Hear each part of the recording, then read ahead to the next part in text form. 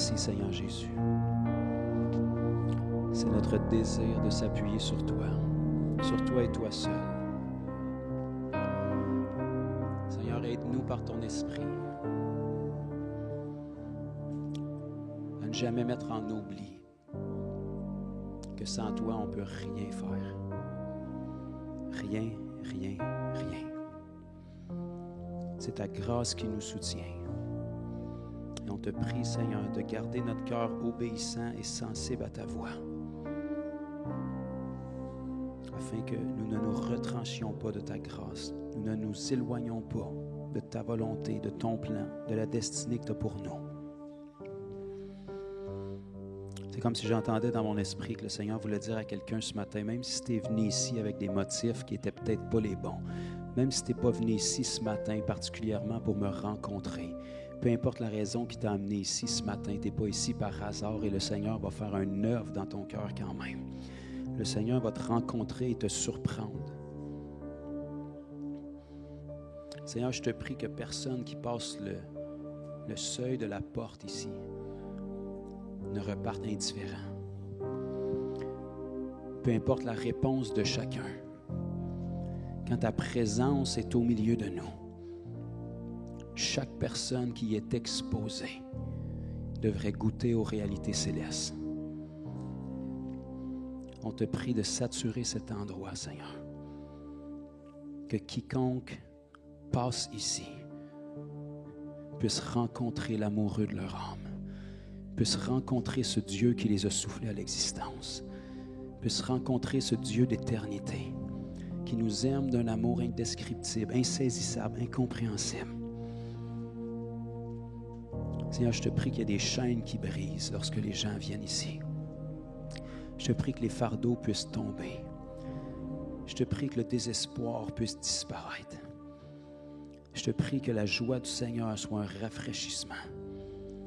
Je te prie que l'esprit de révélation puisse ouvrir les yeux de notre intelligence et sceller notre entendement, Seigneur, afin que les gens soient fortifiés dans leur foi. Je te prie que ta puissance continue à être déployée au milieu de nous, Seigneur. Que Jésus, tu sois connu à nouveau comme le Dieu des miracles, même ici au Québec, même en 2025, car tu es le Dieu qui ne change pas. Hébreux 13, 8. Tu es le même hier, aujourd'hui et éternellement le même. Merci de nous émerveiller, Seigneur, et de ne pas nous abandonner. Combien extraordinaire c'est d'avoir cette relation avec toi. Combien extraordinaire c'est que chaque fois qu'on se rassemble, tu es aussi près que le son de ton nom. Tu es prêt à agir. Tu as des œuvres préparées d'avance pour nous. Ton esprit est toujours présent pour nous révéler ta parole, pour nous corriger, pour nous instruire dans toute la vérité. Quel privilège, Seigneur, que tu ne nous laisses jamais seuls à nous-mêmes. Fais ton œuvre ici ce matin. On ne veut pas élever une intelligence humaine, on veut élever ta parole. On veut que notre foi soit fondée sur ta parole, qu'on réalise la précision, la puissance, la perfection, la profondeur de ta parole. À quel point on est en sécurité entre les mains d'un Dieu qui est aussi omniscient, aussi puissant. Prends la place, Seigneur, pleinement. Je te prie de disposer chaque cœur. Que tout esprit mauvais qui peut tenter d'amener opposition, distraction, soit lié maintenant. Et Seigneur, je te prie de relâcher tes anges pour faire du ministère favorablement envers chacun de nous. Que nos pensées soient captives, que l'esprit de révélation règne parmi nous, Seigneur, et que les cœurs soient des cœurs tendres, malléables entre tes mains. Et je te prie que la révélation de ta parole soit scellée dans les cœurs. Qu'il n'y ait rien ni personne qui ne puisse venir dérober ou déraciner les semences de ta parole. Alléluia. Amen. Si vous aimez Jésus, dites-lui. Amen. Alléluia. Gloire au Seigneur, peu importe sous quelle forme vous le dites. Merci, ma sœur Annie. Merci encore une fois à tous nos amis les anges qui sont présents, qui bien souvent on ne voit pas, parce que ce serait trop facile si on verrait tout, on n'aurait pas besoin de foi. Pendant qu'on crie au Seigneur pour qu'il nous apparaisse, puis que ses anges nous apparaissent, puis ils peuvent le faire, on oublie souvent qu'on s'amasse des trésors au ciel quand on ne voit pas tout. La Bible va nous enseigner, et c'est Pierre qui va le dire, eux, ils ont marché tangiblement avec Jésus. Et il va dire, vous croyez en lui sans l'avoir vu. Vous allez avoir une récompense encore plus grande. Parce que vous vivez votre vie en aimant quelqu'un, pareil comme s'il était là présent, parce qu'il l'est sans le voir. Et ça, pour la société, ça veut dire un grand délire religieux en besoin de médication, mais pour Dieu, ça veut dire de la foi. Et il y a une récompense éternelle, un poids éternel de gloire. Lorsqu'on sert Dieu, lorsqu'on vit notre relation avec Jésus, pareil comme si on le voyait physiquement.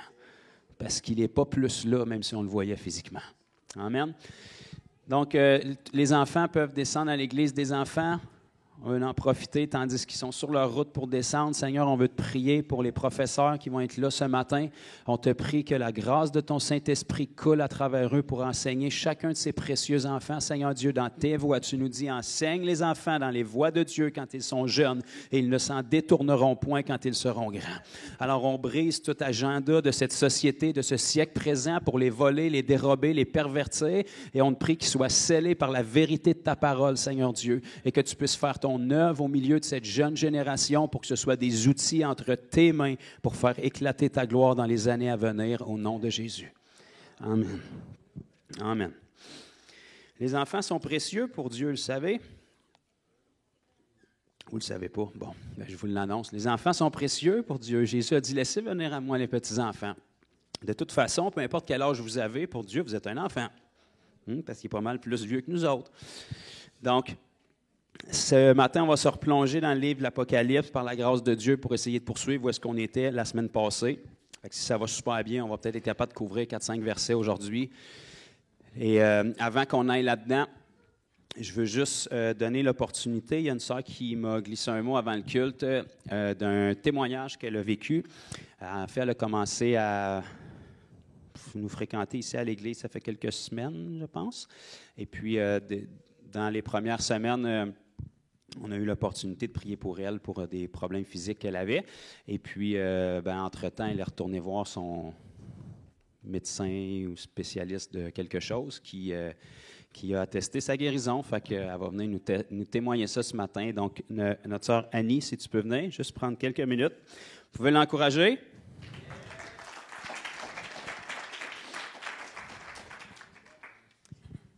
Bon matin. Faire une longue histoire courte. À l'âge de 20 ans, j'ai commencé à porter des semelles orthopédiques. J'avais des maux de pied, mal de dos de temps en temps. J'étais encore jeune dans ce temps-là, fait que le mal de dos, c'était pas si pire. Fait qu'en vieillissant, ça ne s'est pas amélioré. Fait que là, environ 15 ans, j'étais allé voir un vrai spécialiste, un podiatre. Parce que là, mes mal de dos étaient plus récurrents. J'avais eu des entorses dans le bas du dos aussi, quelques-uns. Fait que je m'en vais voir un spécialiste. Fait que finalement, le spécialiste m'évalue pour se rendre compte que finalement, il dit à Annie, il dit « Tu as une jambe plus courte que l'autre. » Ah ouais? Je ne savais pas. Fait que finalement, tu as plus courte de 15 mm. Ça veut dire 1,5 cm. Fait qu'il me fait faire des semelles. Il y a juste la hauteur que j'avais besoin. Il ne met pas la pleine hauteur. Il dit « Ton corps ne l'acceptera pas. Tu ne peux pas. Tu n'as jamais marché droite. » Fait que on va en faire une certaine ajustement, mais pas au total. Parfait. Fait que là, d'année en année, puis là, jusqu'à dernièrement, depuis 1 an, les mal de dos étaient assez récurrents. J'étais comme vraiment tannée. Fait que là, dernièrement, il y a quelques semaines, je priais à Seigneur. J'ai dit, Seigneur, là j'ai dit, ça va faire. Là, j'ai dit, là, les guérisons, ça existe. J'ai dit, j'ai tellement mal dans le dos. Je sais que ça vient de ma jambe. J'ai dit, là, il faut qu'on mette un stop là-dessus. Il faut que je guérisse.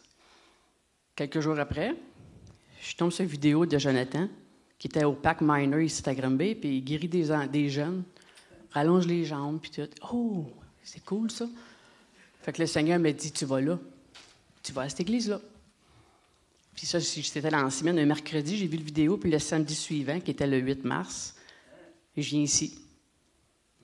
J'étais toute fébrile, parce que je savais que ça s'en venait, moi, là, la guérison. Là. Fait que j'en parle à Jonathan après le culte, puis finalement, il voit mes semelles. Oh! Il dit, il y a une bonne différence. Oui, oui.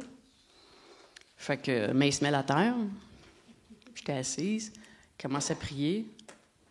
Moi, je vois ma jambe rallongée, puis elle est tombée égale. Wow, merci Seigneur. Mais quand je me suis relevé, là, j'ai pris mes semelles. Puis là, quand je me suis mis à marcher, je me suis rendu compte que c'était la première fois en 51 ans que je marchais sans boiter. Fait que j'étais quasiment en état de choc. C'était comme, wow, super. Fait que là, moi, j'avais prié le Seigneur. J'ai dit, Seigneur, je vais guérir. Puis j'ai dit, je veux être un témoin vivant, comme de quoi que les guérisons existent, puis le miraculeux existe. J'étais exaucé. Fait que j'ai dit, là, je dois continuer. Il faut que j'aille voir mon pédiatre. Il faut que je monte ça. Puis je veux qu'il me marque, qu'il me le dise que finalement, oui, c'est vrai que c'est complètement guéri.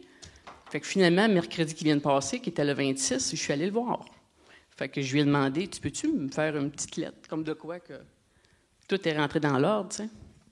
Parce que je suis arrivée à la clinique, son assistante, elle m'a placée dans la salle, puis elle m'a demandé pourquoi tu es ici, tout le kit, tu sais. Mais j'ai dit, j'étais assez direct, j'ai dit, tu crois-tu au surnaturel? Là, je l'avais déstabilisé un peu. Elle dit, elle ne me répond pas trop, elle ne sait pas ce que ça me dire, tu sais. Fait que, elle dit, pourquoi tu es ici? Mais j'ai dit, mes semelles, je ne peux pas les porter parce que quand je le porte, j'ai l'impression d'avoir un morceau de bois en dessous de la semelle. Elle dit, OK, elle prend des notes. Puis là, j'ai dit, mais que le podiatre vienne tantôt, j'ai dit, tu lui demanderas qu'il apporte le niveau pour mesurer mon bassin. OK. Elle sort. Là, je les entends rigoler l'autre bord. OK. Il rentre, il y avait le niveau, c'est parfait. Puis je raconte mon histoire. T'es incrédule, hein, tu sais. Il dit, moi, je suis un médecin, là. OK, mais j'ai dit, médecin, il fait sa job aussi. Mais j'ai dit, Dieu et tout fait sa job, il fait des miracles, il guérit encore aujourd'hui, tu sais. OK, ouais. Fait que finalement, il fait des tests.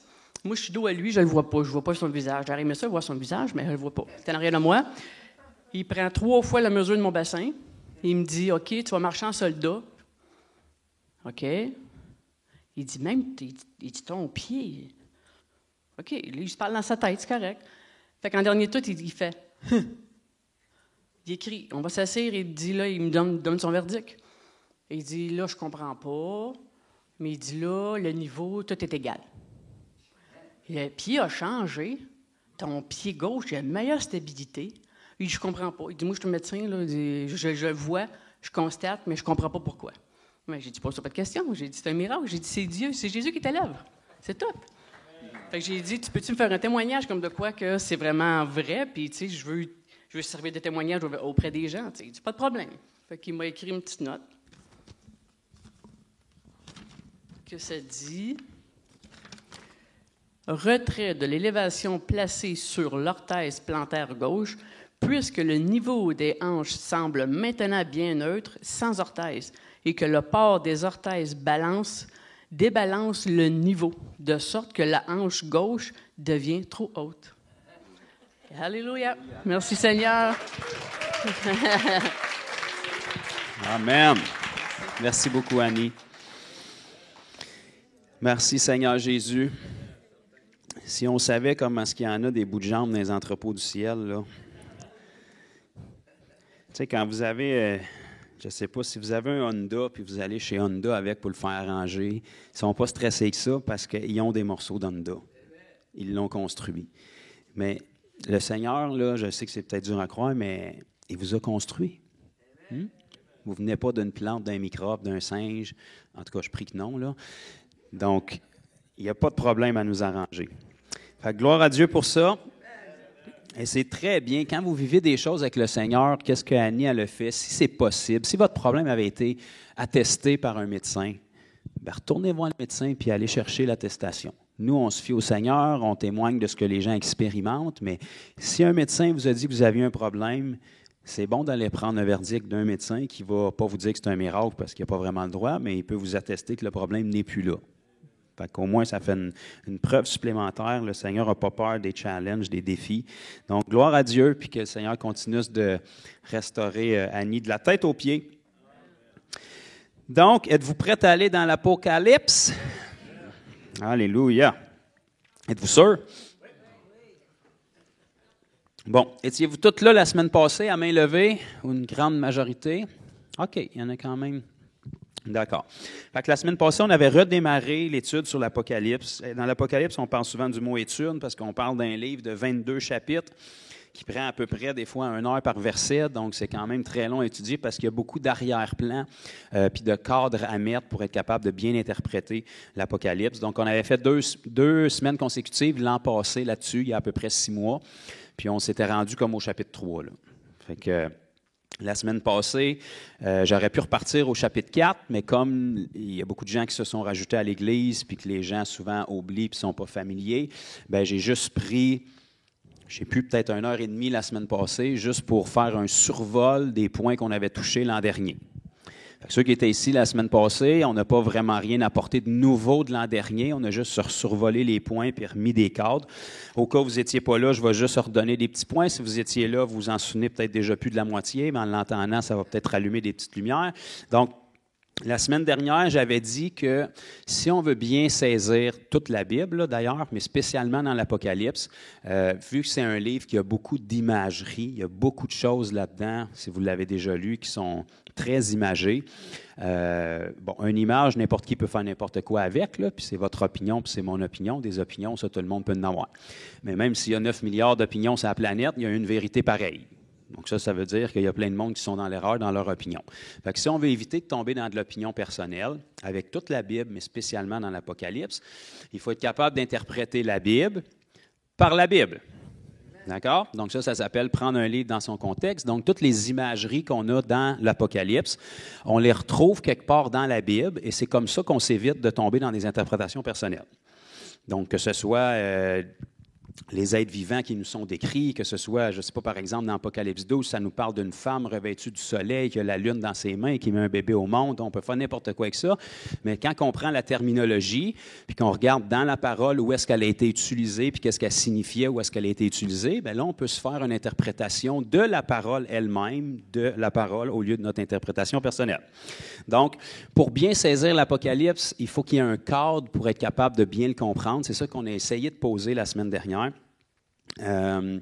Et puis, il y a entre autres des livres de l'Ancien Testament qui nous aident beaucoup pour ça, entre autres Daniel, qui est probablement un des principaux prophètes qui travaille conjointement avec le livre de l'Apocalypse. C'est d'ailleurs pourquoi, dans le livre du prophète Daniel, quand l'ange lui a apparu et qu'il y a eu des révélations, il avait dit à Daniel, « Scelle ces choses-là jusqu'au temps de la fin. » Alors, ça va être révélé, l'intelligence augmentera, la compréhension augmentera, puis là, à ce moment-là, les gens vont pouvoir comprendre.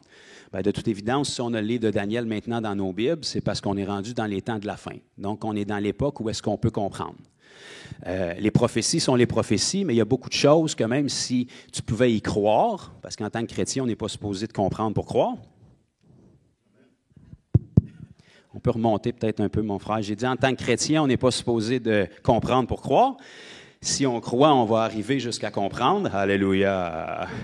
Mais le Seigneur, à un moment donné, si vous avez besoin de tout comprendre, bien, il va vous amener très rapidement à un point de cassure, comme il a fait avec ses disciples.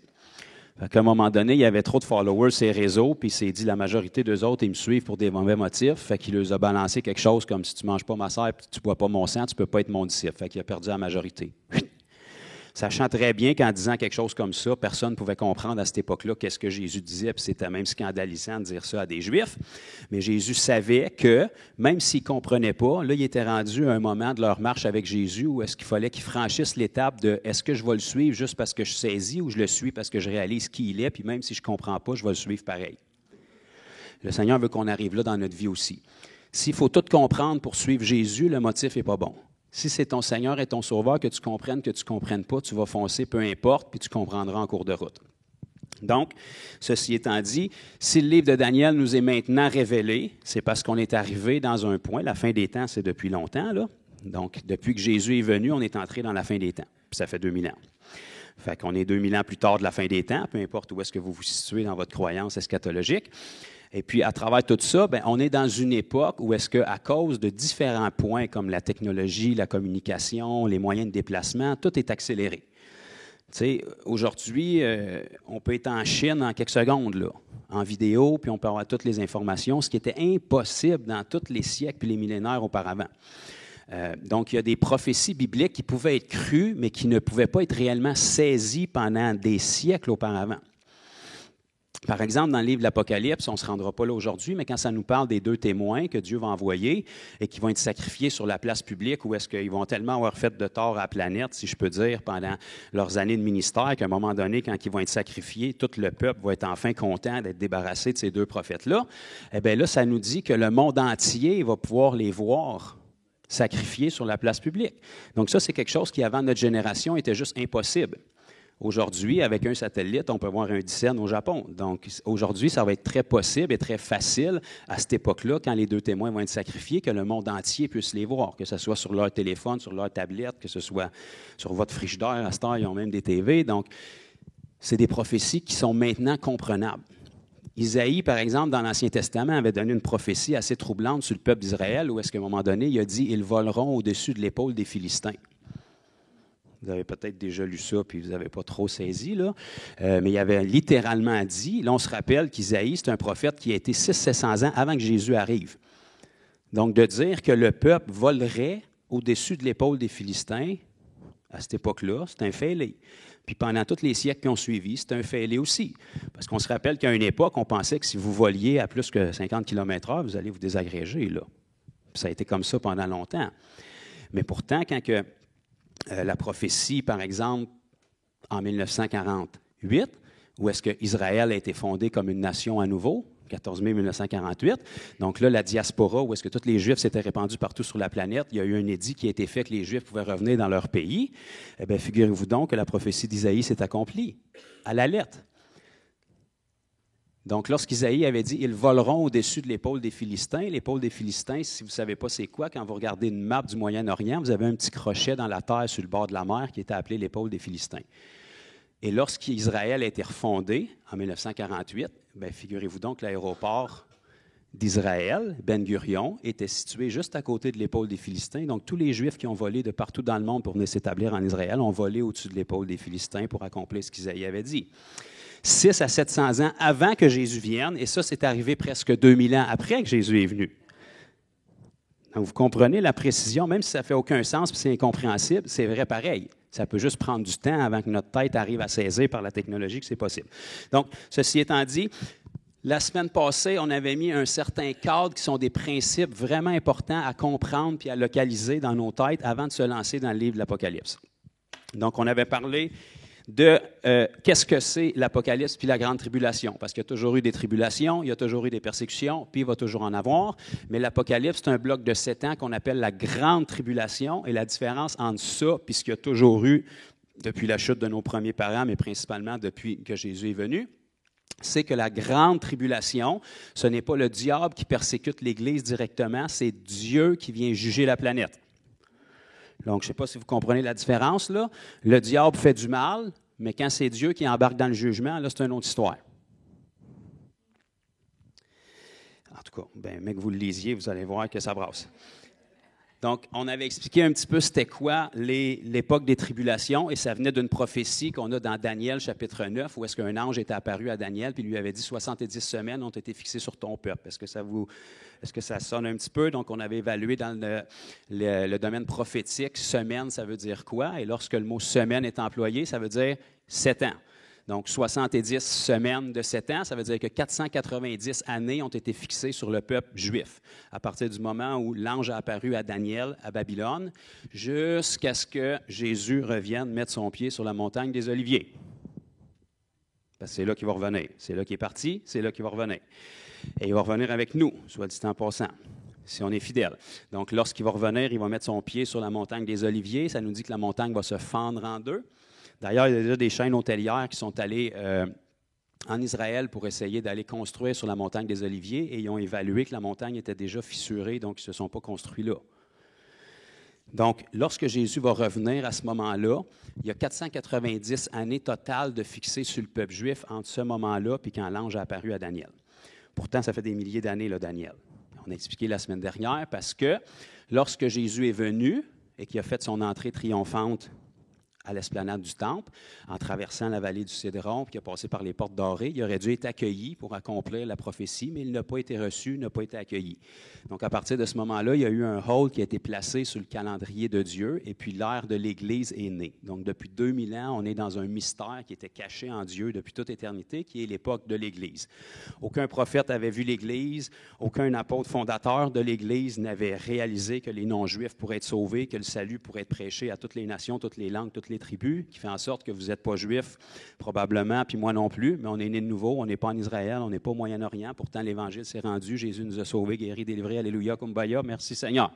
Donc ça, c'est un mystère, et on est dans ce mystère-là depuis 2000 ans. Lorsque l'ère de l'Église va être remplie, complète et clôturée, il reste encore une semaine prophétique sur le peuple juif à accomplir. Une semaine, c'est 7 ans. C'est ça, la grande tribulation qu'on a dans l'Apocalypse, ou du moins dans les débuts de l'Apocalypse. Donc, ensuite de ça, on avait regardé un autre passage du livre de Daniel, où est-ce que Daniel avait donné l'interprétation du rêve du roi Nabuchodonosor. Est-ce qu'il y en a qui se souviennent de ça? Il avait rêvé à une statue. Il ne se souvenait même plus de son rêve. Donc, Daniel a eu par révélation le rêve du roi, puis ensuite, il a donné l'interprétation. Ce rêve-là, c'était pour les différents empires mondiaux jusqu'à ce que le royaume de Dieu s'établisse. Ce qui est extraordinaire, c'est que nous, avec le recul, on peut regarder en arrière, puis on voit que ça s'est tout passé dans l'ordre. Donc, quand Daniel a eu l'interprétation de ce rêve-là, il a vu la statue du roi qui avait une tête en or, qui avait les épaules et les bras en argent, qui avait le tronc en bronze, qui avait des jambes de fer et les pieds de la statue. Et ça représentait les 5 empires mondiaux à partir de Babylone, où est-ce que Daniel était, jusqu'à ce que Jésus revienne. Avant Babylone, il y a eu 2 empires mondiaux. L'Égypte, premièrement, la Syrie, et puis ensuite, à l'époque où Daniel a eu la vision, il y a eu Babylone et 5 de plus. Donc, 5 plus 2, ça fait 7. Donc, dans l'histoire de l'humanité, il va y avoir eu 7 empires mondiaux qui vont avoir régné jusqu'au 8e, qui est le royaume de Dieu, qui est infini. Okay? Donc, le chiffre parfait de Dieu, c'est 7. Dieu a fait la création en 6 jours, s'est reposé la 7e journée. Donc, 7, c'est la plénitude. Et puis, 8, on tombe dans le renouveau. D'accord? Donc, on avait établi ça. Ensuite, on avait parlé du calendrier de Dieu, Lévitique 23. Est-ce qu'il y en a qui s'en souviennent? Donc, quand le peuple d'Israël est sorti de l'Égypte, ils ont végé pendant 40 ans dans le désert, ils sont morts dans leur incrédulité, la nouvelle génération est rentrée dans la terre promise, et puis là, il fallait qu'ils apprennent à cultiver le sol. Dieu leur a donné un calendrier spécifique pour les moissons, parce que Dieu, il sait comment ça marche l'agriculture. Puis il leur avait donné 7 fêtes dans le calendrier. Donc, 3 fêtes annuelles qui matchaient avec chaque moisson. Est-ce que vous me suivez encore un petit peu? Donc, il y avait la Pâque, il y avait la Pentecôte, il y avait la fête des tabernacles. Chacune de ces fêtes-là était alignée avec une moisson annuelle. Donc, l'orge au printemps, le blé durant l'été, puis les autres fruits plus tard un peu. Et chacune de ces fêtes-là faisait partie du calendrier de Dieu. Et puis, c'était un présage de choses que Jésus devait accomplir beaucoup plus tard. Donc, quand Jésus est venu, il a accompli la Pâque par sa mort. Donc, la Bible nous dit dans le Nouveau Testament, Christ est notre Pâque. Il a accompli la fête des pains sans levain, qui était la 2e fête lorsqu'il a été mis au tombeau. Parce qu'on se rappelle que quand tu faisais du pain, pas de levain, bien, tu faisais du pain, pas de levain, puis tu le mettais dans un four pour le faire cuire. Puis les fours, à cette époque-là, bien, c'était un trou dans la roche en pierre. Fait que Jésus, qui était le pain venu du ciel, quand il a été mis dans le tombeau, il accomplissait la fête des pains sans levain. Ensuite, la 3e fête, c'est la fête des prémices. Bien, je vous annonce quelque chose, qu'après 3 jours avoir été dans le tombeau, Jésus est ressuscité. Donc, il est devenu les prémices de la première moisson et l'accomplissement de la 3e fête. Ensuite de ça, 50 jours après, comme vous le savez, l'Esprit est venu au jour de la Pentecôte pour accomplir la fête de la Pentecôte. Donc, maintenant, il y a toutes ces fêtes-là qui sont déjà accomplies par Jésus. Donc, la Pâque, la fête des pains sans levain, la fête des prémices et la Pentecôte. Si on compte, ça fait 4 fêtes. Fait que techniquement, il nous reste 3 fêtes à accomplir par Jésus jusqu'à ce que le calendrier de Dieu soit complet. D'accord? La prochaine fête sur le calendrier de Dieu, c'est la fête des trompettes. Vous êtes excités, contenez-vous. La prochaine fête sur le calendrier de Dieu, c'est la fête des trompettes. Donc, on va le lire aujourd'hui. La Bible nous dit « Un signal donné à la voix de l'archange et au son de la dernière trompette ». Paul nous révèle un mystère. On ne mourra pas tous, mais on va être enlevés à la rencontre du Seigneur Jésus dans les airs, où est-ce qu'on va être avec lui pour l'éternité. Alléluia. Donc, la prochaine fête du calendrier de Dieu, c'est la fête des trompettes qui va se produire à l'enlèvement de l'Église, ou du moins de l'épouse. Ensuite, il va rester la fête des expiations puis la fête des tabernacles. La fête des expiations, ce n'était pas une fête très, très excitante. C'était là où est-ce que tout le monde sortait le sac et la cendre et la repentance. Et puis la fête des tabernacles, ça c'était le plus gros party de l'année parce que toutes les moissons étaient faites, l'année était complétée, tout était rentré dans la grange. Maintenant, on pouvait se reposer, faire la fête et profiter de notre année de récolte. Et ça, c'est ce qu'on va vivre au festin des noces de l'agneau lorsqu'on va se marier avec notre merveilleux Seigneur Jésus. Donc là, ça va être festif. Donc, il reste ces 3 fêtes-là à accomplir dans le calendrier, mais premièrement, si vous ne connaissez pas le calendrier, vous ne le savez pas. Donc, sachant le calendrier, on sait que les fêtes ont été accomplies, puis s'il les a accomplies, il va accomplir ceux qui manquent. On sait que les empires mondiaux se sont tous déroulés exactement comme la Bible l'avait dit, fait qu'il nous manque le dernier empire mondial, qui est fait avec les orteils de la statue, 2 pieds en fer mélangés avec de l'argile, 10 orteils, donc 5 orteils qui représentent 5 nations à l'ouest d'Israël, 5 orteils qui représentent 5 nations à l'est, qui vont être mélangés entre l'Empire romain, qui représentait les jambes de fer, mélangés avec une autre histoire qu'on n'a jamais vue. Donc, de l'argile, il n'y a jamais eu ça dans le reste de la statue.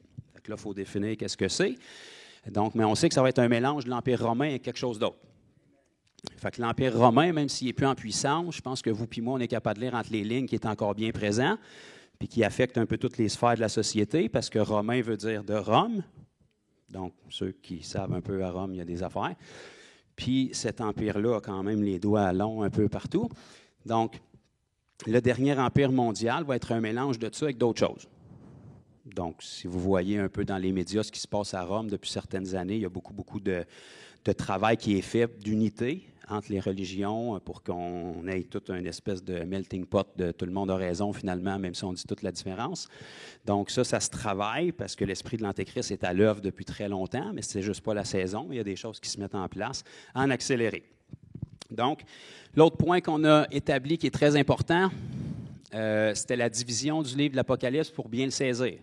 Donc, dès le premier chapitre du livre de l'Apocalypse, au verset 19, Jésus lui-même nous dit comment diviser le livre de l'Apocalypse pour être sûr qu'on ne soit pas tous mélangés et qu'on ne parte pas dans des fausses doctrines.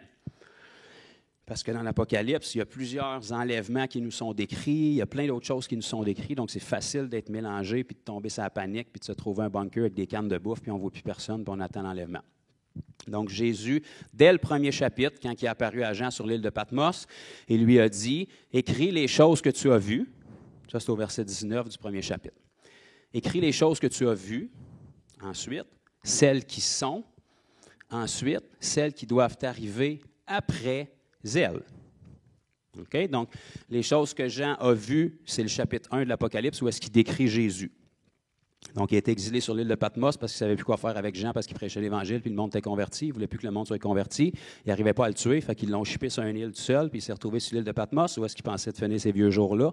Ça se passe entre l'an 96-98 de notre ère, et puis là, il y a eu la plus grande révélation de l'éternité qui était l'Apocalypse. Jésus lui est apparu dans un format qui n'avait pas connu Jésus jusqu'à présent, puis il nous donne la description de Jésus-là dans le chapitre 1. Ça, c'est les choses qu'il a vues. Ensuite, il va décrire les choses qui sont dans le chapitre 2 et 3, qui est les lettres écrites aux 7 églises d'Asie à cette époque-là. Chapitres 2 et 3, ça parle d'églises.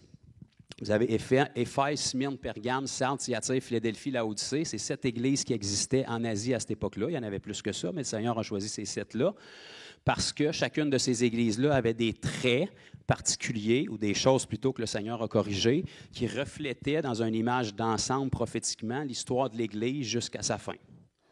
Donc, sur 7 églises, il y en a 2 qui s'en sortent bien. Il y en a 5 que le Seigneur Jésus leur fait des reproches, puis il leur dit en bon québécois, « Change de track parce que ça va mal se finir pour toi. » C'est trop en québécois. Je peux vous le mettre en hébreu, mais...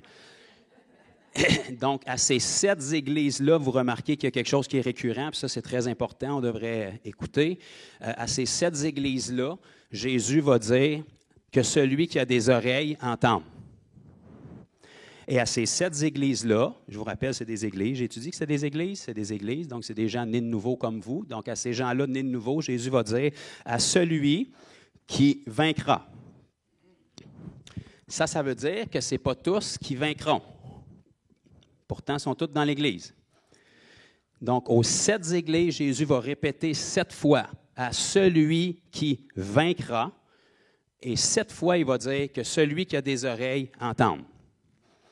Fait que ça devrait nous amener à se dire, si on veut être capable de vaincre, il va falloir qu'on ouvre nos oreilles et qu'on entende.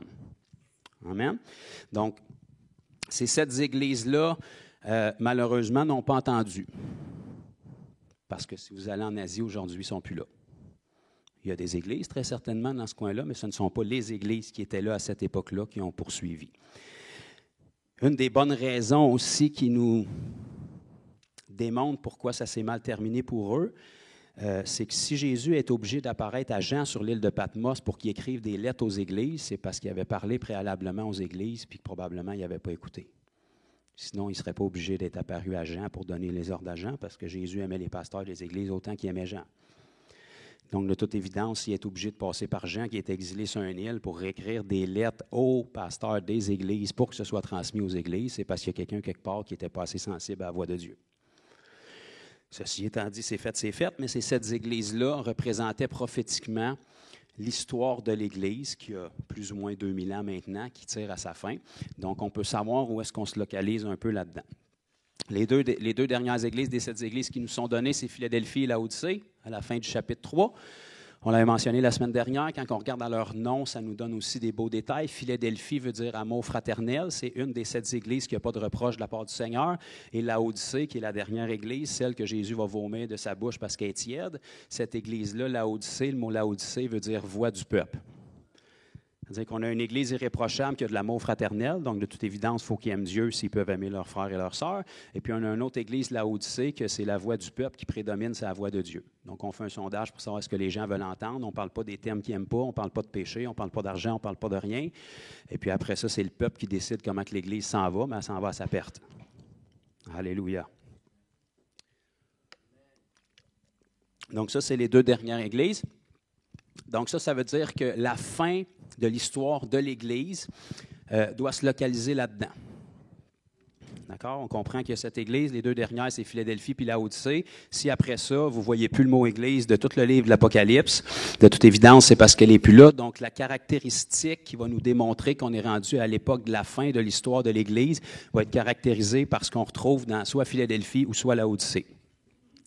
D'ailleurs, il y a une parole qui est donnée à l'Église de Philadelphie qui nous prouve que ce que Jésus disait ne pouvait pas s'adresser que physiquement à l'Église de Philadelphie qui était présente à cette époque-là. Et ce que Jésus lui dit, c'est « À cause que tu as persévéré, je te garderai à l'époque de la tentation qui va venir sur toute la terre. » Il y a toujours eu des tribulations, il y a toujours eu des problèmes, mais il n'y a jamais une épreuve qui est venue sur toute la terre, comme ça va être le cas dans les tribulations. Donc, ça nous prouve que, bien que ça s'adressait à Philadelphie à cette époque-là, c'était prophétique pour beaucoup plus que ça. Et ça nous prouve que si on fait partie des gens qui ont les caractéristiques des membres de l'Église de Philadelphie, on va être gardé à l'épreuve qui va venir sur toute la terre. Ça, c'est la grande tribulation. Donc, on avait parlé de ça la semaine passée, on avait parlé de l'histoire de l'Église.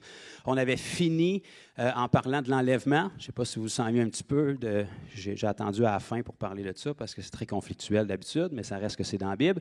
Donc, on va repartir à partir de là cette semaine. Donc, l'enlèvement, si vous êtes nouveau chrétien, gloire à Dieu, vous ne vous tracassez pas avec ça, vous n'êtes jamais posé de questions. Si vous êtes un chrétien depuis un certain temps, vous avez entendu toutes les positions eschatologiques possibles sur l'enlèvement, soit que les gens n'y croient plus, soit qu'ils y croient avant les tribulations, pendant les tribulations, au milieu des tribulations, après les tribulations.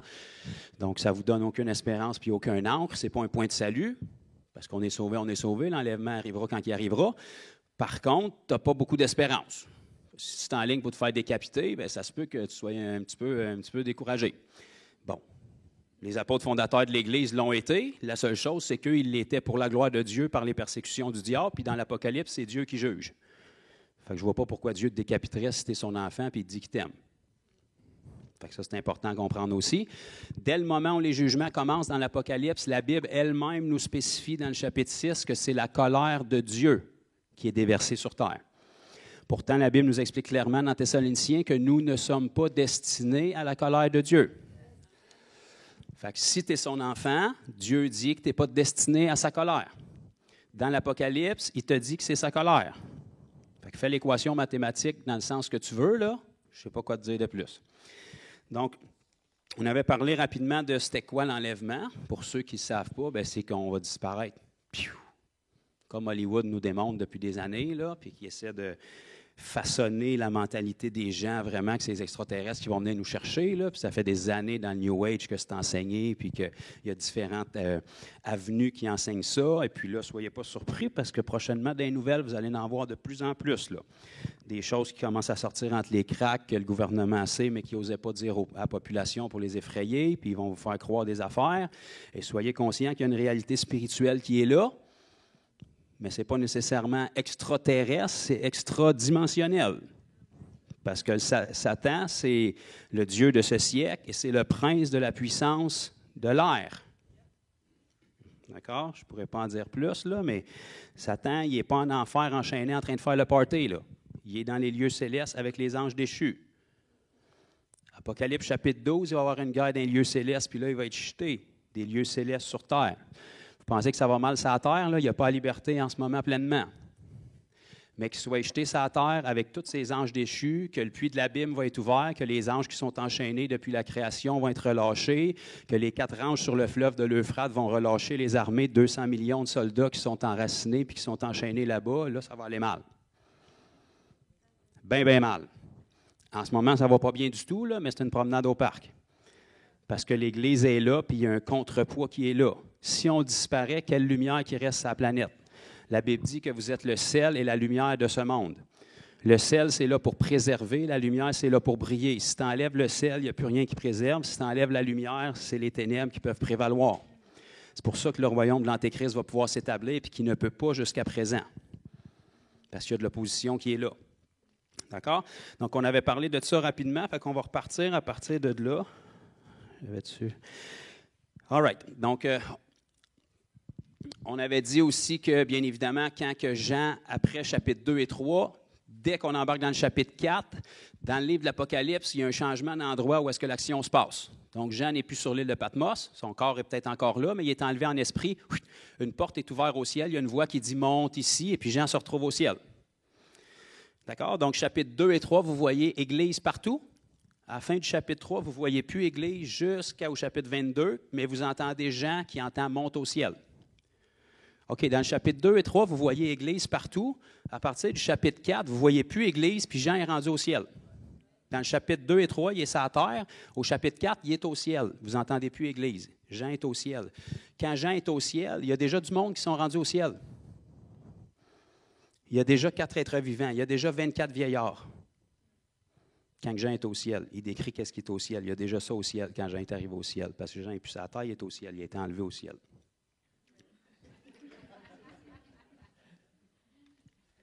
Donc, on avait couvert ça rapidement la semaine dernière. Qu'est-ce que c'est les 4 êtres vivants? Qu'est-ce que c'est les 24 vieillards? Encore une fois, vous pouvez avoir l'interprétation puis la croyance que vous voulez. Moi, je vous enseigne qu'est-ce que nous, on croit à l'Église Fondation. Donc, les 4 êtres vivants, ce qui les caractérise, c'est les types de visages qu'ils ont, comment est-ce qu'ils nous sont décrits. Et ils ont plein de yeux partout sur leur corps. Et si vous prenez ce que ces visages-là, comment est-ce qu'ils nous sont nommés, on les retrouve dans l'Ancien Testament. Quand le peuple d'Israël était dans le désert, dans leur ordre de marche autour du campement des Lévites. Donc, on avait partagé que la tribu des Lévites était toujours au centre à transporter l'Arche de l'Alliance, et puis vous aviez 3 tribus par points cardinaux qui entouraient le campement des Lévites dans l'Ancien Testament. Donc, d'un bord, vous aviez Juda, Issachar, Zabulon. Après ça, vous aviez Ruben, Siméon, Gad. Vous aviez Éphraïm, Manassé, Benjamin. Puis en haut, Dan, Nephtali, Azer, avec les Lévites au milieu. Puis quand ils se mettaient en marche, tout le monde devait graviter autour du camp des Lévites pour pas que l'arche touche à personne, pour pas que personne meure. Okay, on comprend l'image. Et chacune des 3 campements qui étaient aux points cardinaux était marquée par une bannière spécifique. Et sur cette bannière-là, c'est les mêmes visages qu'on retrouve sur les 4 êtres vivants dans le livre de l'Apocalypse. C'est pour ça qu'ils ont plein de yeux. Et la preuve que ce n'est pas des séraphins, comme Ézéchiel va nous décrire dans son livre, c'est qu'il y a des points qui sont différents. Entre autres, les visages qu'ils portent, mais aussi parce que dans Apocalypse 5, on va les entendre parler, ces 4 êtres vivants-là, avec les 24 vieillards.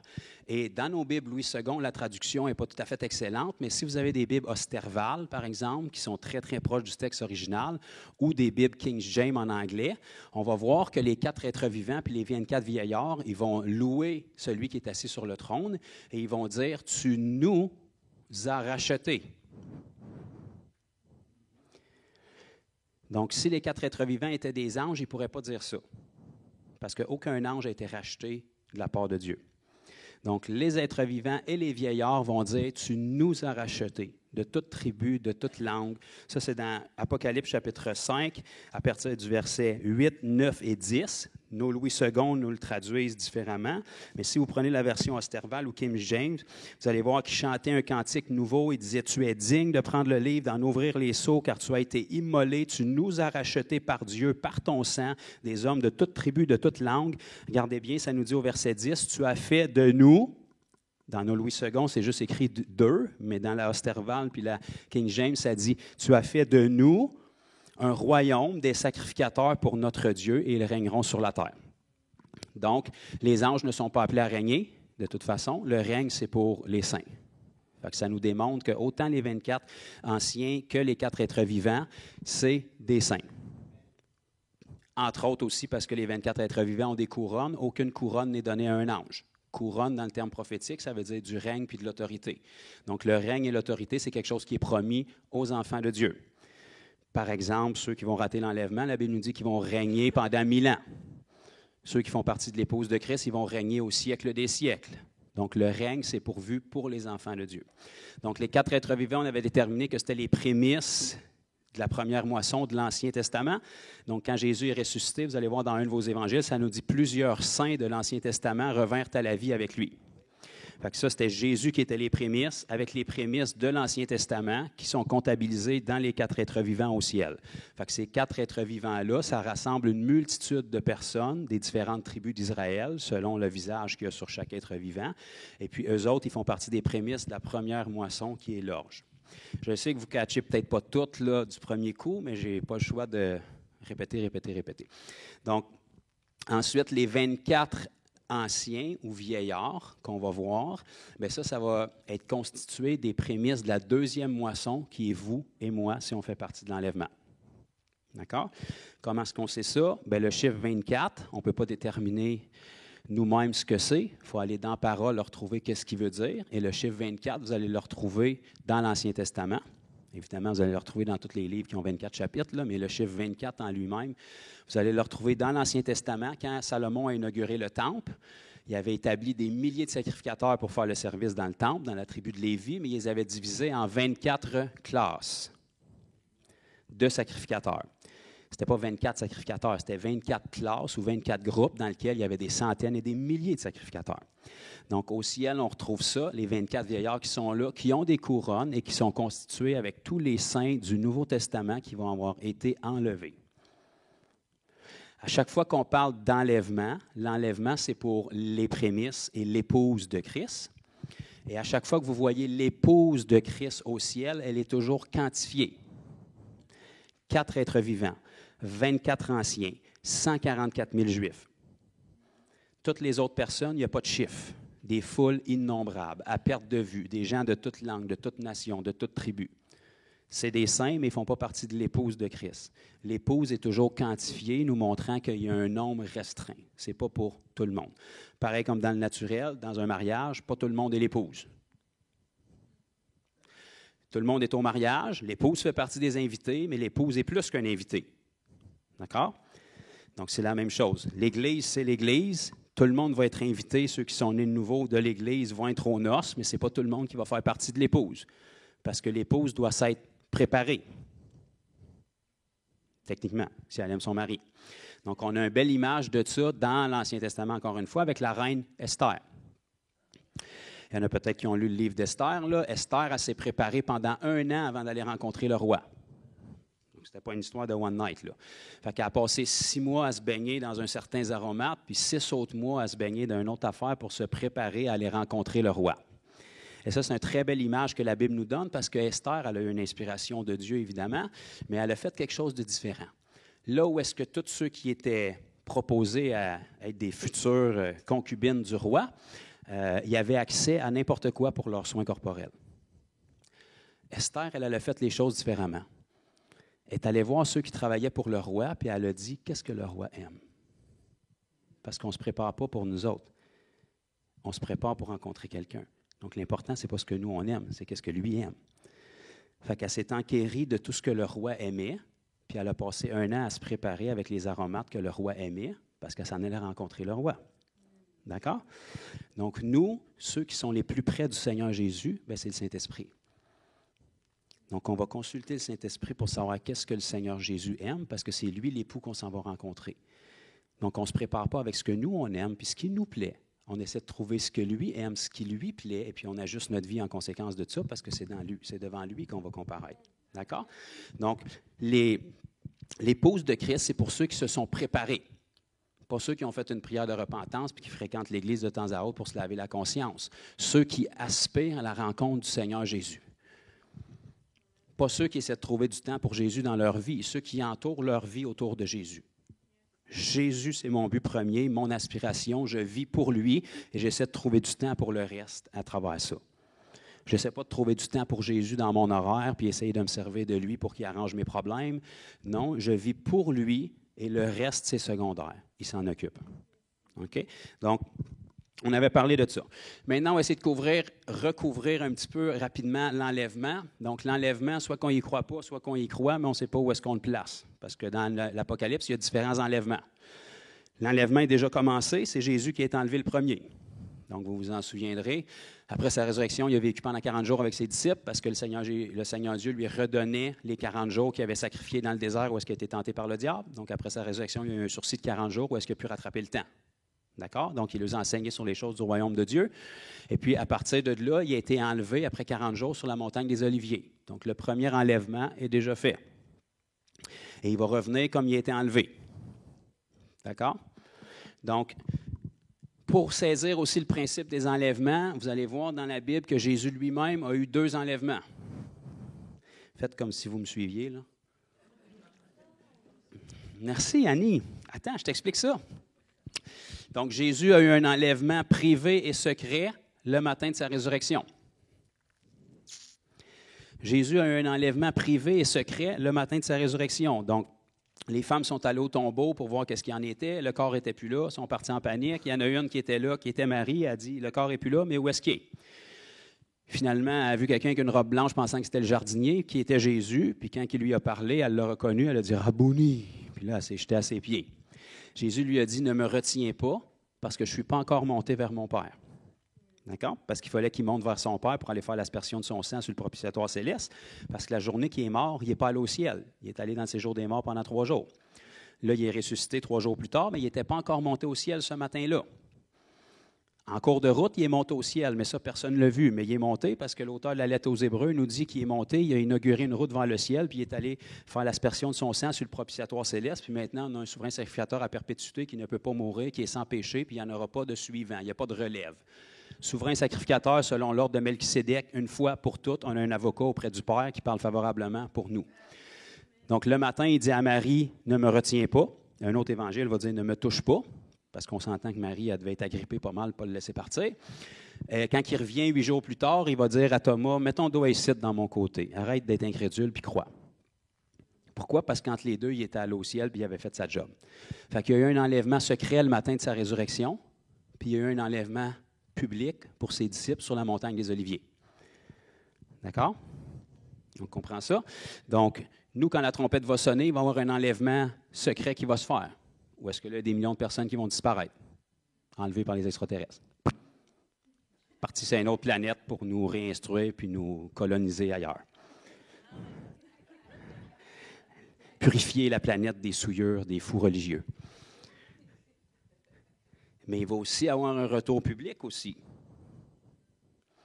Ou est-ce que lorsque Jésus va revenir à la fin des tribulations, personne ne va l'échapper, celle-là? Tout genou va fléchir, toute langue va confesser, tout œil le verra. Il va arriver sur les nuées, mais qu'il mette son pied ici, ça va péter. Puis là, tout le monde va être au courant de l'histoire. D'accord? Donc, c'est important de faire la différence entre l'enlèvement et l'avènement ou le retour du Seigneur. Il y a beaucoup de confusion, surtout quand les gens lisent dans les évangiles, à partir de Matthieu 24, Jésus chevauche entre les deux, puis là, ils sont tous mélangés. Le retour du Seigneur, c'est une affaire. L'enlèvement puis son avènement, c'est une autre affaire. Il faut essayer de déterminer, selon le texte, quand Jésus parle, c'est quoi qui est quoi. Parce qu'on se rappelle que l'enlèvement, c'est un mystère. Il faut que ça soit un petit peu mystérieux. D'accord? Parce que Paul va dire dans Corinthiens 15, « Je vous révèle un mystère. Nous ne mourrons pas tous. » Tadam! Jusque-là, on ne le savait pas. D'accord? Donc, Premièrement, la Bible nous dit dans 1 Thessaloniciens 5, verset 9, je vous l'ai dit tantôt, que nous ne sommes pas destinés à la colère de Dieu. D'accord? Dès l'ouverture des premiers sceaux, qui sont les premiers jugements de l'Apocalypse, parce que l'Apocalypse, c'est comme 3 sets de 7 jugements, donc 21 jugements qui vont en s'intensifiant. Juste les premiers sceaux, OK, c'est comme les préliminaires. Les habitants de la terre vont se cacher dans le creux des rochers, puis ils vont essayer de se cacher. Il n'y aura plus un île qui va être à sa place, puis là, on est juste en train de se réchauffer. Là. C'est rien que les premiers sceaux qui viennent d'ouvrir. Là. Il reste encore les 7 trompettes puis les 7 coupes à déverser. Personne ne va l'échapper, celle-là. Là. Personne ne va dire « Ouais, on est dans une mauvaise passe. Ça ne va pas bien, ça va se replacer. » Non, ça ne va pas bien. Ça ne reviendra pas non plus. Le soleil va perdre un tiers de sa clarté. Des grêlons de 75 livres vont tomber sur la tête. Ça ne va pas bien. Les étoiles vont tomber du ciel. Le puits de l'abîme va être ouvert, puis tu vas avoir des démons qui vont sortir de là avec des anges déchus qui sont bien fâchés parce que ça fait longtemps qu'ils sont enchaînés là. Ça n'ira pas bien. D'accord? Donc, dès les premiers jugements, c'est la colère de Dieu, puis la Bible nous dit qu'on n'est pas destiné à la colère de Dieu. Ceci étant dit, la Bible nous enseigne dans 2 Thessaloniciens, chapitre 2, verset 3, Paul va nous dire, parce que les Thessaloniciens pensaient qu'ils avaient raté l'enlèvement, fait qu'ils étaient en panique. Donc, Paul était obligé de leur écrire pour leur dire « Hey, souvenez-vous qu'est-ce que je vous ai dit. Vous ne pouvez pas avoir raté l'enlèvement parce qu'il faut d'abord qu'on ait vu paraître l'homme de péché ou l'homme de l'iniquité ou celui qu'on appelle l'Antéchrist. Donc, l'esprit de l'Antéchrist est à l'œuvre depuis toujours, entre autres depuis Nimrod dans la Genèse. C'est le même esprit qui était dans cet homme-là. Ou en tout cas, on ne peut pas appeler ça un homme, mais dans cet être-là, c'est le même esprit qui a été à travers différents hommes au cours des âges, mais ils n'ont juste pas pu devenir l'Antéchrist parce que ce n'était pas la bonne saison. Mais quand ça va être la bonne saison, cet esprit-là va pouvoir habiter cet homme-là qui va devenir l'Antéchrist, qui, de toute évidence, est probablement sur la planète en ce moment. Je ne vous donnerai pas de nom, parce qu'on ne peut pas en donner, mais s'il va confirmer une alliance de paix, il faut au moins qu'il ait l'âge de la majorité pour faire ça. Fait qu'il faut au moins qu'il ait 18 ans. Fait que s'il n'est pas sur la planète en ce moment, ça veut dire qu'il nous resterait au moins 18 ans à vivre avant que l'alliance de paix soit signée. Au train où vont les choses en ce moment. En tout cas. Donc, cet homme-là, il faut qu'on l'ait vu paraître avant notre rencontre avec le Seigneur Jésus. Donc, le premier moment, hors de tout doute, hors de spéculation, mon opinion personnelle, moi je crois que le moment où on va voir apparaître cet homme-là hors de tout doute, ça va être le moment où il va confirmer une alliance de paix avec Israël et des nations autour pour une durée de 7 ans. Avant ça, c'est que des spéculations.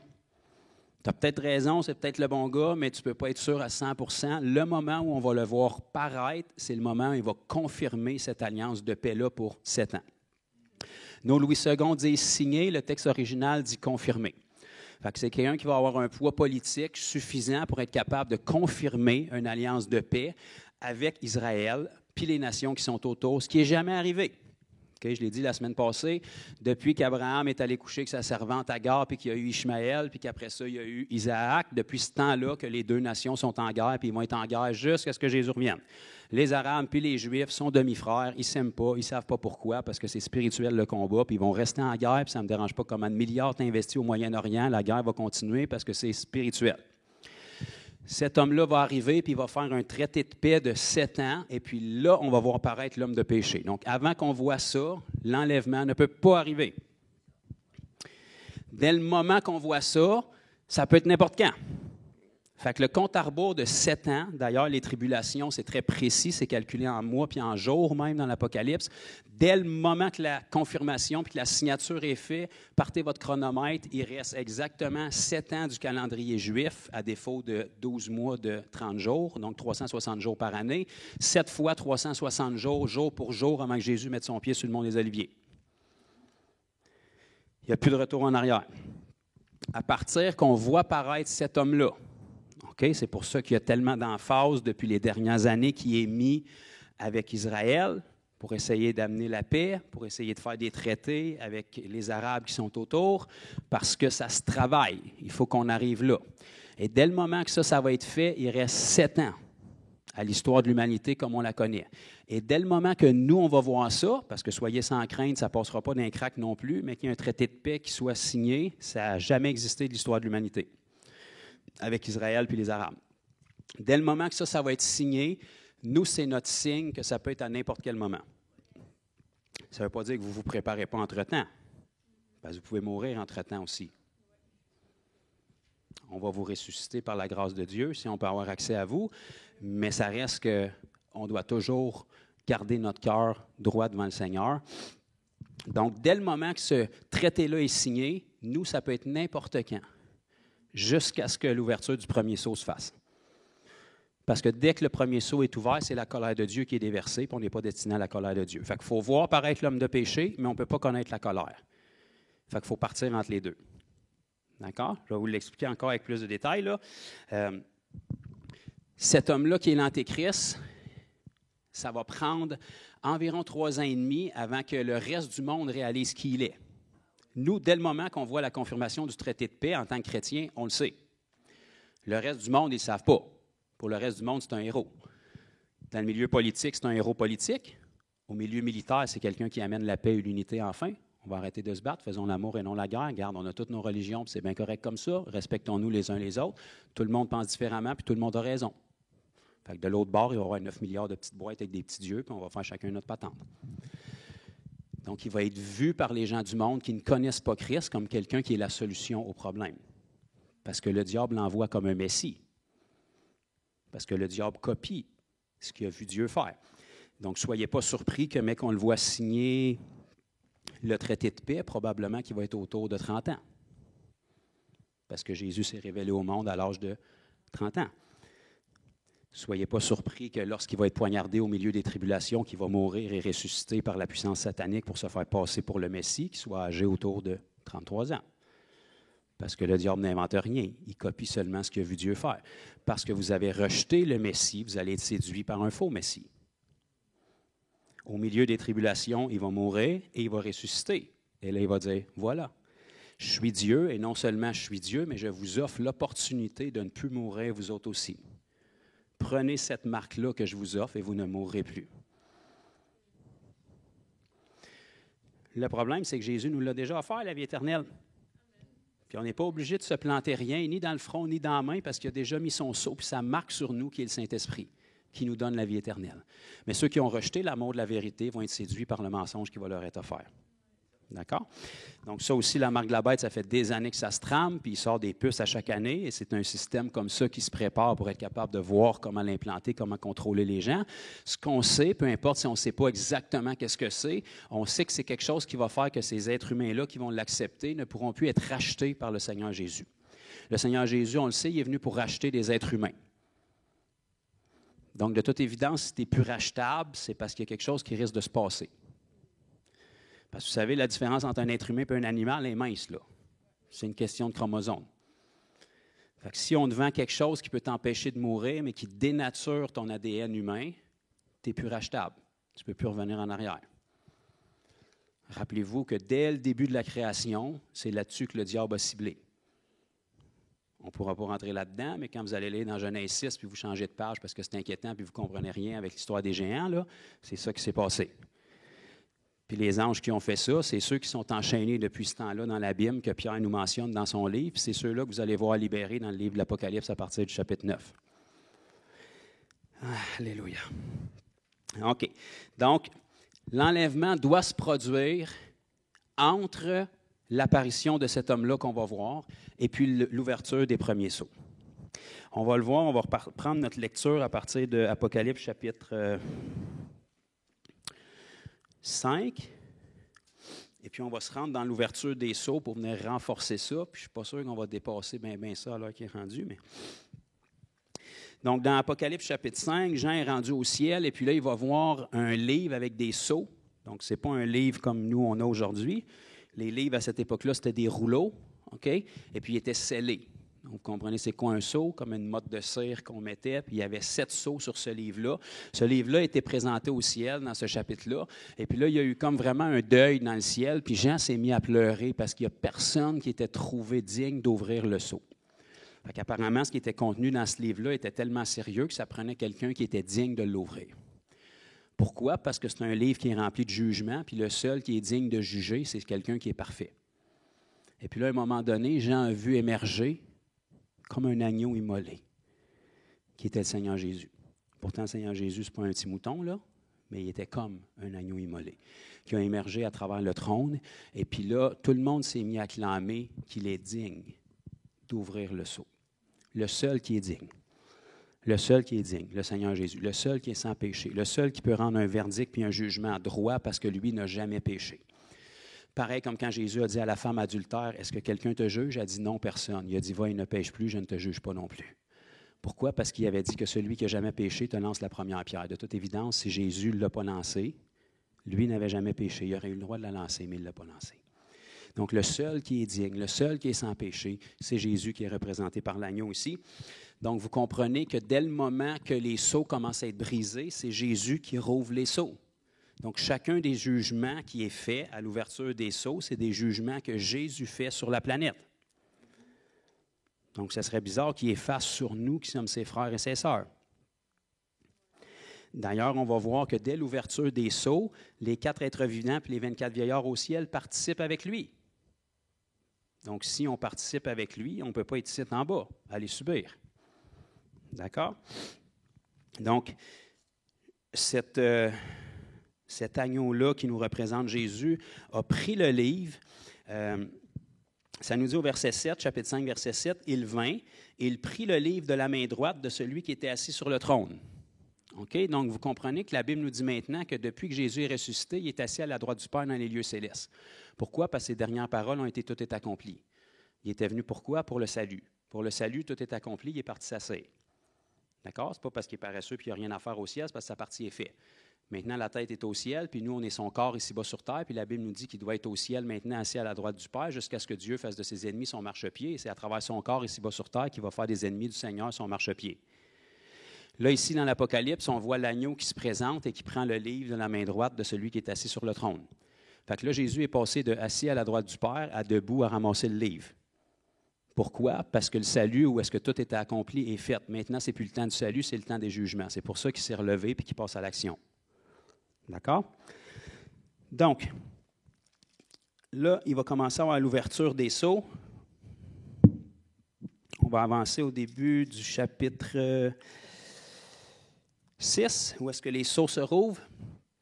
Donc, imaginez-vous un livre, un rouleau avec des sceaux dessus, et quand que l'agneau prend le livre, à chaque fois qu'il rouvre un sceau, il y a un jugement qui frappe. Mais soyez conscients qu'il n'y a pas des jugements juste dans les sceaux, là. Parce que le but d'un livre, c'est qu'il y a quelque chose d'écrit dedans. Fait que, que les sceaux soient ouverts et que le livre soit ouvert, bien, c'est le restant des jugements qu'il y a dedans. Les 7 trompettes puis les 7 coupes. Tout est écrit dans ce livre-là. Probablement depuis toute éternité, parce que Jésus était l'agneau immolé avant la fondation du monde, parce que Dieu, quand il a créé, il connaissait déjà le début de la fin. Il ne l'a pas contrôlé puis il ne l'a pas planifié. Il a donné un libre arbitre à chaque être humain, mais il était déjà allé dans le futur pour savoir comment les êtres humains utiliseraient leur libre arbitre, puis ce que le diable ferait, puis il savait comment ça se terminerait. Fait que les jugements étaient déjà écrits avant que la création se fasse. Ça n'y a pas de comprendre ça, je vais juste vous l'expliquer, là. Donc, ça nous dit au verset 6, « Je regardai, quand l'agneau ouvrit un des 7 sceaux. Et j'entendis l'un des 4 êtres vivants qui disait comme d'une voix de tonnerre, « Viens! » OK, donc là, on voit que les saints sont supposés de participer au jugement. Les 4 êtres vivants représentent les prémices de l'Ancien Testament qui sont ressuscités avec Jésus. Donc, ici, ils participent au jugement. Dès l'ouverture des premiers sceaux, ils disent, « Viens! » À qui disent ça? À quelque chose qui est représenté parce qu'on s'apprête à lire, un cavalier monté sur un cheval blanc. Donc, on voit une participation ici des saints dans les jugements parce que la Bible nous dit, ne savez-vous pas, c'est Paul qui nous dit ça, ne savez-vous pas que nous jugerons les hommes et les anges? Or, le temps du jugement, c'est le temps de l'Apocalypse. Donc, il faut qu'on participe dans les jugements dans le temps de l'Apocalypse. D'accord?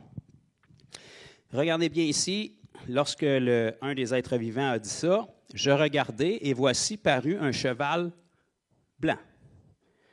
Celui qui le montait avait un arc, une couronne. Une couronne, ça veut dire quoi? Règne, autorité. Une couronne lui fut donnée. Si elle lui fut donnée, c'est parce qu'il ne l'avait pas. Elle y a été donnée. Sinon, ça nous disait qu'il y avait une couronne. Non, une couronne lui fut donnée. D'accord? Et il partit en vainqueur pour vaincre. Vous êtes silencieux. J'aime ça.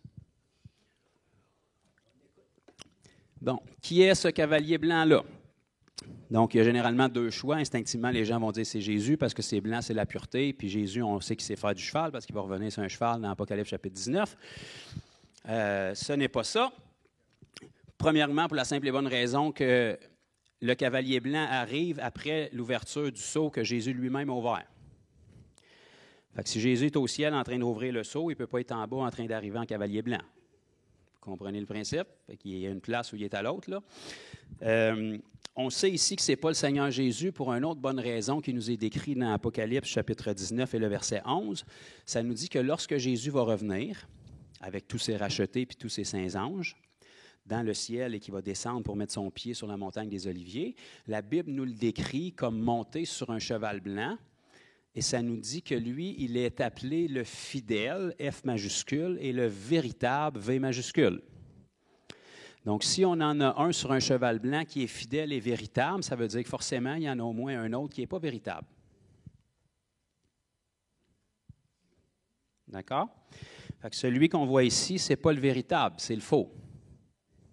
Mais que Jésus revienne, ça va être le véritable. Parce que vous remarquerez que quand vous lisez ce qui suit ces passages-là, c'est différent. Ce que celui-là va faire, puis ce que Jésus va faire dans le chapitre 19, c'est différent. Donc ici, celui dont on parle, qui est monté sur un cheval blanc, il s'agit bien évidemment de l'Antéchrist. Parce que depuis le début, la Bible nous dit que le diable se déguise en ange de lumière. Donc, il a toujours voulu singer qu'est-ce qu'il a vu Dieu faire. Il n'a rien inventé, il fait juste copier. Donc, il a vu Dieu, il a vu son royaume, il a vu les royaumes de la terre, il a vu la chute de l'homme, il a vu qu'est-ce que Dieu a fait depuis à travers le plan de rachat. Donc, il tente de faire la même chose. Donc, de la même manière que Jésus a parti puis s'est révélé au public à l'âge de 30 ans, il a eu un ministère de 3 ans et demi, il s'est sacrifié après, puis il a vaincu le plus grand ennemi de l'humanité qui était la mort pour devenir le Seigneur Jésus qui vit éternellement, le roi des rois, le Seigneur des seigneurs. Bien, lui a pourvu un homme qui est l'Antéchrist à travers lequel il va refaire la même chose. Et tous ceux qui n'auront pas reconnu Jésus bien, vont tomber dans le panneau pour cela. D'accord? Donc ici, le cheval blanc qui part, celui qui le montait avait un arc. Ça, c'est très important aussi. On pourrait y aller dans plein de métaphores, là, comme la Bible nous dit dans Éphésiens 6, qu'on doit revêtir toute l'armure de Dieu pour, par exemple, utiliser le bouclier de la foi avec lequel tous les traits enflammés du malin vont être repoussés. Fait que si tu veux envoyer un trait ou une flèche, ça te prend un arc. D'accord? Donc ça, c'est quelque chose qui est attitré au diable. Mais hors de ça, la plus grande révélation de ça, c'est de regarder où est-ce que le mot « arc » a été utilisé dans notre Bible pour la première fois, pour comprendre sa signification claire. Et pour ça, il va falloir que vous reculiez jusque dans la Genèse, où est-ce que vous allez voir à un moment donné quelque chose qui était le déluge. Et après le déluge, Dieu a fait une alliance avec les êtres humains qui était « Je ne détruirai plus jamais la planète par l'eau ». On va la détruire autrement, mais je ne détruirai plus jamais la planète par l'eau du déluge. Et je vais vous prouver la sincérité de mon alliance en vous mettant un signe après chaque orage que j'ai arrêté la pluie.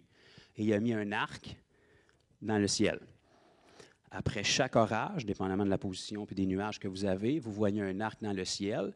Ce n'est pas une communauté quelconque qui a inventé ça, c'est Dieu qui a placé ça là pour dire, la pluie, je vous l'ai arrêtée encore, parce que je tiens ma promesse. J'aurais pu la laisser aller jusqu'à temps que tout le monde fasse le poisson, mais je l'ai arrêtée, parce que je tiens ma promesse. Donc, c'est le signe de l'alliance que Dieu a fait avec les hommes. Donc, le mot « arc » signifie « alliance ». Ici, on voit le cavalier monté sur un cheval blanc qui part avec un arc, qui signifie une alliance. Pourquoi une alliance? Parce qu'il vient juste de la confirmer puis de la signer. Comprenez? Il ne peut pas partir en campagne pour faire ce qu'il veut faire tant que l'alliance n'est pas signée. Pourquoi? Parce que la deuxième façon qui va commencer à détruire les choses, c'est avec le deuxième cavalier qu'on va voir. Et on va continuer à aller. Remarquez aussi que ça nous dit qu'une couronne lui fut donnée. Quand est-ce que sa couronne va lui être donnée? Bien, ça ne peut pas être fait avant que le traité de paix soit signé. Parce que le traité de paix va être signé avec 10 nations, donc 5 à l'est, 5 à l'ouest, et c'est de ces nations-là que son règne à l'Antéchrist va émerger. Ça, on a ça dans le livre de Daniel aussi, où est-ce qu'il y a des bêtes avec 10 cornes, puis à partir d'une de ces cornes-là, il y a une autre petite corne qui va pousser, qui représente l'Antéchrist, qui va devenir le roi de toutes ces nations-là. Donc, l'Antéchrist va recevoir une couronne parce qu'il va régner pour un court laps de temps dans les tribulations. Les 3 dernières années et demie, lorsqu'il va s'asseoir dans le temple à Jérusalem pour commettre l'abomination de la désolation que Jésus a parlé et qui va dire, voilà, je suis Dieu, Il va s'asseoir dans le lieu très saint du temple où est-ce qu'était l'Arche de l'Alliance, puis il va dire « Adorez-moi ». Donc là, pendant 3 ans et demi, il va régner sa planète. Ça nous dit même dans l'Apocalypse qu'il va avoir le pouvoir de faire la guerre aux saints et de les vaincre pour un temps. C'est pour ça qu'il y a une couronne puis il y a un règne. Ça va être un règne de courte durée, 3 ans et demi sur 7000 ans d'humanité, si on peut dire. C'est beaucoup de travail pour peu, mais c'est un être qui est tellement têtu puis qui est tellement orgueilleux qu'il est prêt à tout pour ça.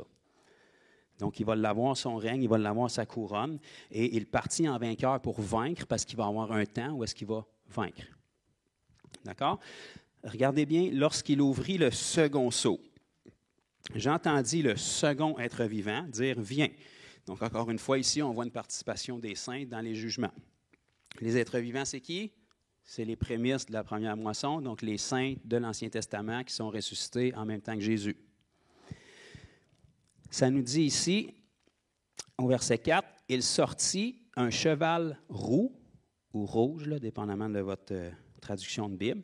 Celui qui le montait, c'est très important, qu'est-ce qu'on s'apprête à lire, reçut le pouvoir d'enlever la paix. » Donc, pour enlever la paix, il faut d'abord qu'il y ait eu de la... D'accord? On comprend? Donc, pourquoi est-ce que le cheval blanc arrive avec un arc? C'est parce que l'alliance de paix a été signée. Il part en campagne, le suit pas longtemps après le cheval rouge qui, lui, reçoit le pouvoir d'enlever la paix. Parce que l'histoire du traité de paix, ça n'a jamais été une question de paix. C'est une question de pouvoir, d'autorité pour avoir un accès à des royaumes puis rallier des gens à sa cause pour être capable de commencer à détruire par en dessous. Pour être capable d'affaiblir les nations du monde suffisamment à tous les niveaux pour être capable de se faire nommer gouvernement mondial. D'accord? Donc, le cheval rouge vient pour enlever la paix. Donc, il faut d'abord qu'il y ait eu une paix qui soit placée. C'est pour ça que la Bible va nous enseigner, je ne sais pas si je l'ai noté, je pense que non, mais Jésus, dans les Évangiles, va dire « Quand les hommes diront paix et sécurité, une ruine soudaine fondra sur eux. » Donc, le seul temps où les hommes vont pouvoir dire paix et sécurité, c'est lorsque le traité de paix et sécurité va être signé. Et là où est-ce que tout le monde va dire, ça y est, la paix est signée, on est en paix maintenant, quand ils diront paix, paix et sécurité, alors une ruine soudaine va fondre sur eux. Parce que l'Antéchrist vient de partir en campagne en douce, puis il est suivi du cheval roux qui va avoir le pouvoir d'enlever la paix. C'est la première façon d'amener le chaos. Si tu enlèves la paix, la prochaine étape, ça va être la guerre. Puis après la guerre, ça va être la mort. Et le but de tout ça, c'est d'affaiblir pour prendre le pouvoir. Parce que ça a toujours été comme ça. Donc, ça nous dit, le second sceau, quand il a été ouvert, il y a un cheval roux. Celui qui le montait reçut le pouvoir d'enlever la paix afin que les hommes s'égorgeassent les uns les autres. Et une grande épée lui fut donnée.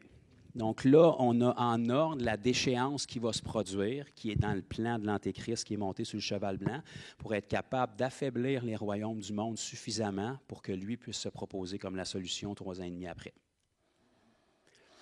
Il va falloir que les royaumes du monde soient affaiblis aussi pour qu'ils puissent avoir un traité de paix signé au tout départ.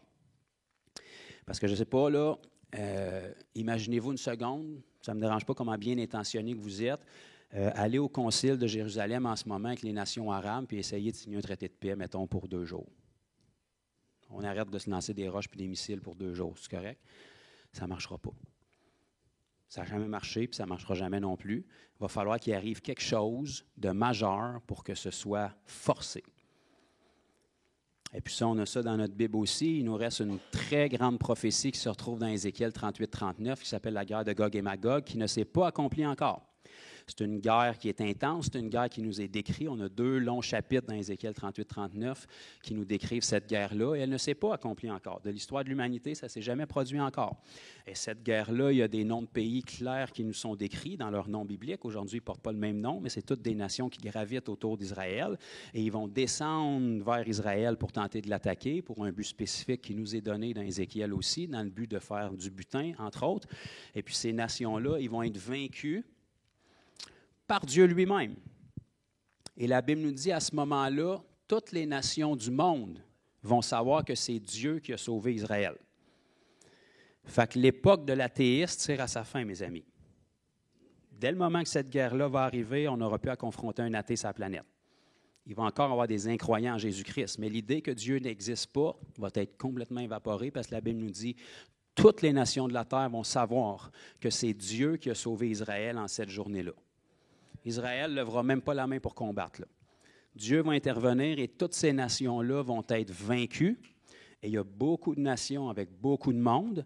Fait que soyez conscients que lorsqu'il va arriver ce carnage-là, toutes les plus grandes forces du monde vont être affaiblies au point que le traité de paix qui va être proposé va sembler comme une bonne avenue. La seule raison pourquoi on va se ranger avec Israël, c'est parce qu'on voit qu'on n'a pas été capable de le battre. Et ça va mettre le terrain pour qu'un traité de paix soit signé. Donc, sans rentrer dans tous les détails, un des principaux leaders de cette guerre-là, c'est la Russie. Je ne sais pas si vous avez vu ça passer dans vos nouvelles fréquemment dans les dernières années, là, mais c'est ça. Donc, on n'est peut-être pas rendu tout à fait là encore, mais ça doit se passer avant que les tribulations commencent. Parce que dans Ézéchiel 38-39, il y a un verset, entre autres, qui nous dit que suite à ce carnage-là, ça va prendre 7 ans à Israël à brûler les armes de tous les cadavres. Comme les tribulations durent 7 ans, ça ne peut pas arriver dans les tribulations parce qu'on va déborder des tribulations, là. Si ça prend 7 ans à brûler toutes les armes des cadavres de tous ces peuples-là qui vont être morts, il faut au moins que la guerre arrive avant les tribulations parce qu'il y a 7 ans de tribulation. Parce qu'on ne brûlera pas d'armes dans le millénium après, là. Comprenez-vous le timeline un peu? Fait qu'il faut que ça arrive quelque part avant les tribulations, puis ça va arriver pas bien longtemps avant, d'après moi, parce que c'est ça qui va affaiblir les nations suffisamment pour que le traité de paix puisse être accepté puis puisse être vu comme quelque chose de profitable. Parce que pour que les nations arabes acceptent de faire la paix avec Israël, il va falloir qu'il se passe un miracle, là. Puis comme ils ne croient pas d'un miracle, il va falloir qu'il se passe quelque chose d'une obligation. Quand c'est ta survie qui en dépend, tu vas plier un peu. Un peu. Un peu. J'ai dit un peu parce que quand on parle d'Arabes, on parle de religion qui est attitrée avec les Arabes, que je ne vous nommerai pas, mais dans 2 cavaliers, on va la voir apparaître. Donc, verset 5, « Quand il ouvrit le 3e sceau, j'entendis le 3e être vivant qui disait, « Viens, je regardai, et voici parut un cheval noir qui tenait une balance dans sa main. » Donc, vous comprenez que la décroissance logique est là.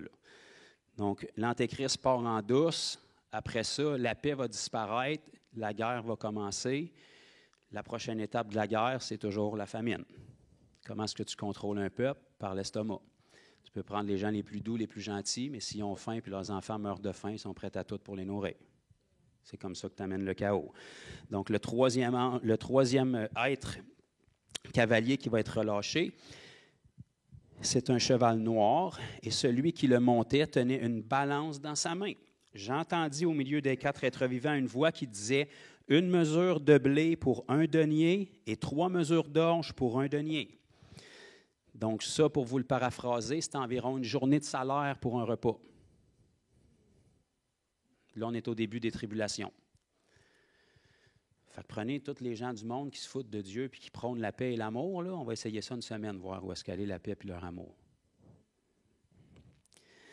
Mais ne fait point de mal à l'huile et au vin. Donc là, on a la paix qui est enlevée, on a les gens qui commencent à s'entretuer, puis là, la famine embarque par-dessus ça. Là, vous êtes conscient que quand la famine embarque, il n'y a pas juste les êtres humains qui ont faim. Parce qu'on vit avec des animaux qui se nourrissent, puis on est dans des sociétés civilisées. Mais si les animaux n'ont plus rien à manger dans le bois, ou c'est que vous pensez qu'ils vont aller se nourrir, vous devenez intéressant tout d'un coup. Fait que là, on vient d'ajouter un problème à ça. Quand il ouvrit le 4e sceau, j'entendis la voix du 4e être vivant qui disait « Viens ». Donc là, on voit que les 4 êtres vivants ont participé dans les jugements. Et voici parut un cheval d'une couleur pâle. C'est une Louis II qu'on a ici? C'est ça. Dans certaines versions, vous allez avoir vert, verdâtre. Dans d'autres versions, il a été traduit par pâle. Vert ou verdâtre est plus exact comme traduction. Et je dois être délicat un peu dans mes propos parce qu'on est diffusé sur les réseaux. Mais il y a plusieurs religions dans le monde aujourd'hui.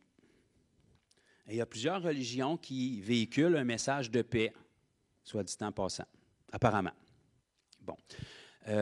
Par contre, il y a une religion qui est attitrée à la couleur verte en particulier. Je ne sais pas, je vous laisse chercher ça. Donc, cette religion-là ne véhicule pas nécessairement toujours la paix, même si en surface, c'est ça. Quand on regarde dans les actions, ce n'est pas toujours la paix qui en découle. Il y a beaucoup de guerres, il y a beaucoup de tueries, il y a beaucoup aussi de décapitations. En fait, il y a une seule religion monothéiste au monde qui pratique ça encore. À ce qu'on m'a dit. Je ne sais pas c'est laquelle, je vous laisse un peu chercher ça, mais il y a une religion dont le Dieu qu'ils servent est beaucoup plus le Dieu du chaos que le Dieu d'amour, qui véhicule beaucoup plus la guerre et qui pratique encore la décapitation, particulièrement envers les chrétiens, à ce qu'on m'a dit dans certaines recherches. Donc, je vous laisse ruminer ça. Et puis cette religion-là porte le vert aussi, comme couleur, comme effigie. C'est beaucoup au Moyen-Orient, puis partout, mais ça émerge de là aussi. D'accord? Donc là, ici, on voit que le 4e être qui arrive, le 4e chevalier, il est d'une couleur verdâtre, et celui qui le montait s'appelle la mort. Le séjour des morts l'accompagne, et le pouvoir lui a été donné sur le corps de la terre pour faire périr les hommes par l'épée, par la famine, par la mortalité, et par les bêtes sauvages, évidemment, parce qu'eux autres, ils vont sortir du bois à un moment donné pour se nourrir. Donc là, les dommages vont commencer, encore plus, puis on est juste au début de l'ouverture des sceaux. Donc, il y a quelque chose qui va permettre une émergence, et puis là, vous allez voir que le prochain sceau qu'on voit, on va voir des gens qui sont morts suite à ces choses-là. D'accord? Et ces mêmes personnes-là qu'on s'apprête à lire, on va les voir un peu plus loin, dans le livre de l'Apocalypse, et on va apprendre qu'ils sont morts par décapitation. Pourquoi est-ce qu'ils ont été décapités? Je ne sais pas. Mais ce que je peux vous dire, c'est qu'il y a une religion qui pratique la décapitation. Mais je ne sais pas c'est laquelle, officiellement. Par contre, on a des gens qui sont morts après qu'un cheval vert part en campagne, puis ils sont morts décapités. J'étudie que le cheval était vert, puis qu'il est parti en campagne, puis qu'il y a des gens qui sont morts décapités après que le cheval est parti en campagne.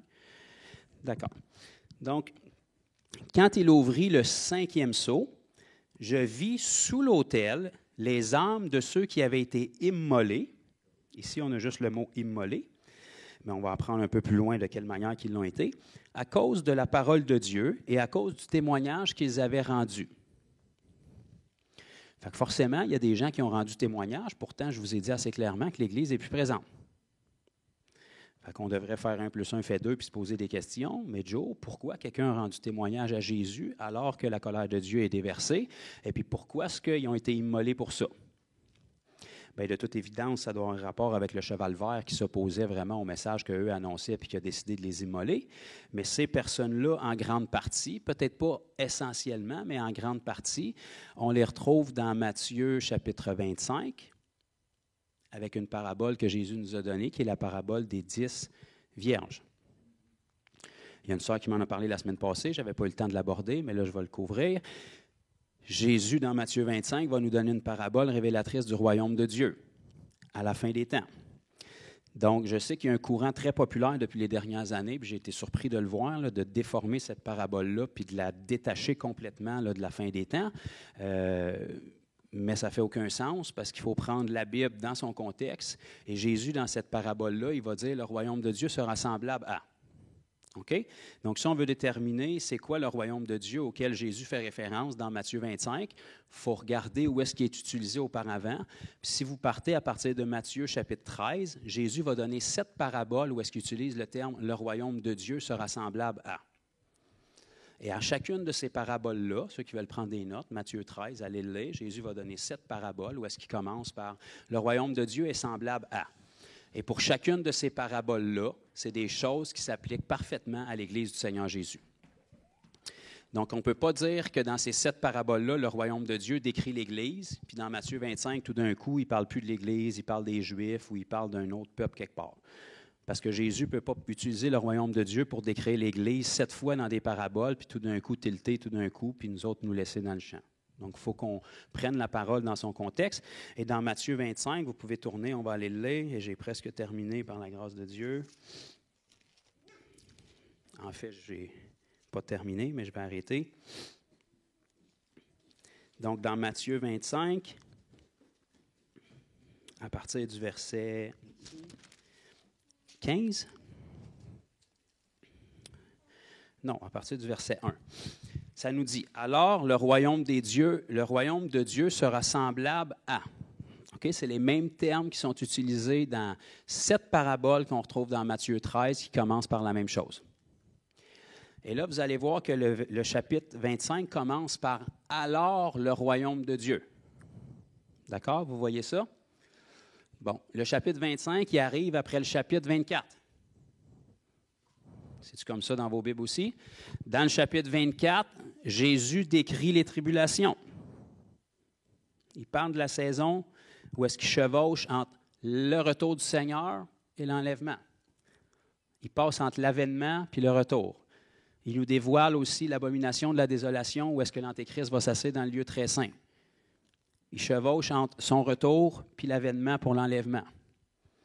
Et puis là, le chapitre 25 commence en nous disant « Alors le royaume de Dieu sera semblable à... » Donc, dans cette saison-là qu'il est en train de décrire, le royaume de Dieu ou l'Église du Seigneur Jésus sera semblable à.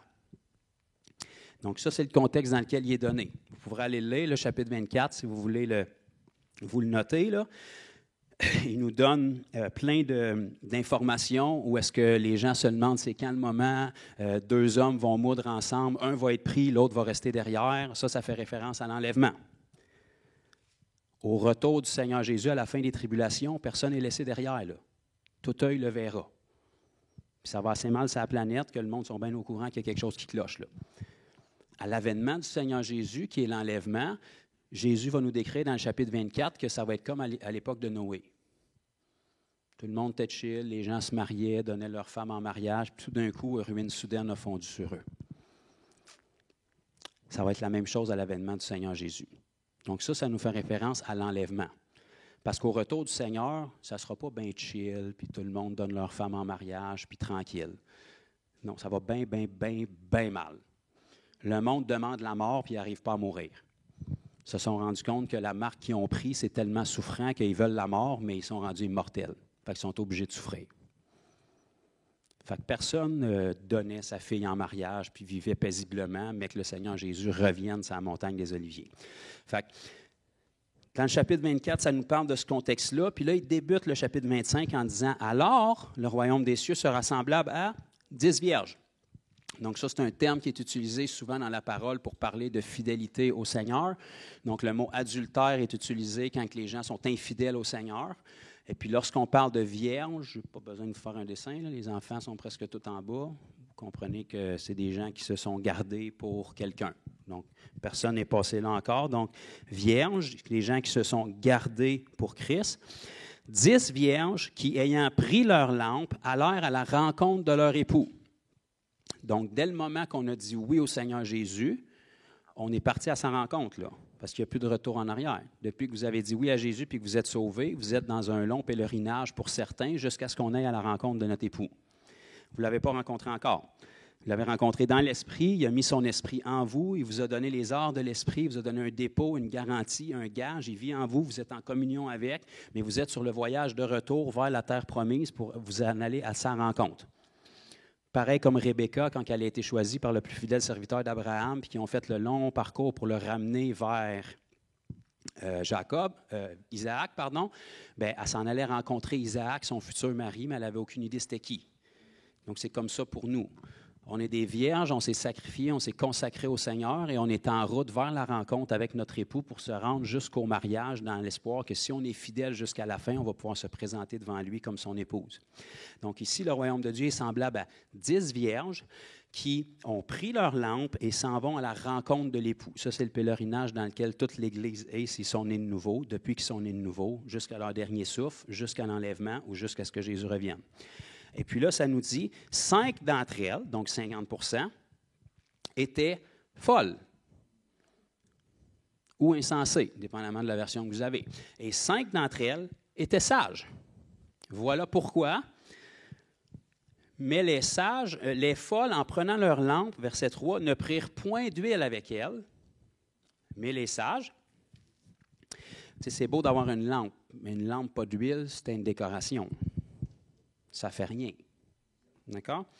Donc, les sages, verset 4, prirent avec leurs lampes de l'huile et des vases. Comme l'époux tardait, tous s'assoupirent et s'endormirent. Donc, l'époux, ça fait quand même 2000 ans qu'il tarde. Parce que vous êtes conscient que déjà dans nos Bibles, il y a 2000 ans, l'Église de Thessalonique pensait qu'il avait raté l'enlèvement. Il attendait l'époux d'une manière active d'un jour après l'autre. Là, on est 2000 ans plus tard, puis on l'attend encore. C'est normal que l'Église soit endormie. Si vous voyagez un peu dans le monde, elle est endormie, règle générale. Ça ne veut pas dire que les gens n'aiment pas Dieu, ils sont peut-être bien sincères, mais ça fait tellement longtemps qu'ils n'ont pas vu la puissance de Dieu, ça fait tellement longtemps qu'ils n'ont pas vécu quelque chose avec le Seigneur, ça fait tellement longtemps que les langues de feu ne sont pas apparues, qu'ils n'ont pas vu de miracle, ça fait tellement longtemps qu'il n'y a pas eu de véritable conversion dans l'Église, ça fait tellement longtemps qu'ils n'ont pas vu un démon se manifester, ça fait tellement longtemps qu'ils n'ont pas été enflammés et passionnés pour le Seigneur. Ils aiment le Seigneur dans leur cœur, mais ils flottent en attendant le retour du Seigneur parce qu'ils se sont endormis. Mais, à travers tout ça, il y en a 5 sur 10 ou 50 % que même s'ils patientent et ils trouvent ça long comme toutes les autres, ils ont encore de l'huile dans leur lampe. L'huile est toujours un symbole du Saint-Esprit, donc ils ont gardé l'esprit actif dans leur lampe. Donc leur lampe est encore allumée. Si tu as une lampe et tu n'as plus d'huile, bien, de toute évidence, tu en as déjà eu de l'huile et elle a déjà été allumée. Sinon, ça ne te donne rien d'avoir une lampe. Personne n'achète une lampe pour faire rien avec. Donc, le but d'une lampe, là, on comprend que lampe ici, ce n'est pas une lampe comme qu'on a, là, c'était des torches à cette époque-là. Là. Donc, ici, ils sont toutes vierges, ils ont toutes des lampes, mais il y en a 50 % qu'il n'y a plus d'huile dans leur lampe. Dans leur assoupissement, ils ne se sont pas juste endormis, ils n'ont plus d'huile. Ils se sont vidés de l'Esprit de Dieu. Ça ne veut pas dire qu'ils sont plus sauvés. Mais vous savez, quand on est rempli du Saint-Esprit, ce n'est pas l'affaire d'une seule fois. On doit demeurer rempli. C'est pour ça que Paul exhorte l'Église à s'encourager en chantant des hymnes, des cantiques à la louange de Dieu, fraternisant ensemble, faire la lecture des Écritures. C'est comme ça qu'on se stimule, qu'on s'encourage, parce que même si tu as été rempli du Saint-Esprit, comme les 120 au jour de la Pentecôte, tu dois être rempli, puis rempli, puis rempli pour demeurer rempli. Sinon, tu vas devenir une lampe qui est vide. Puis une lampe qui est vide, c'est plus allumé.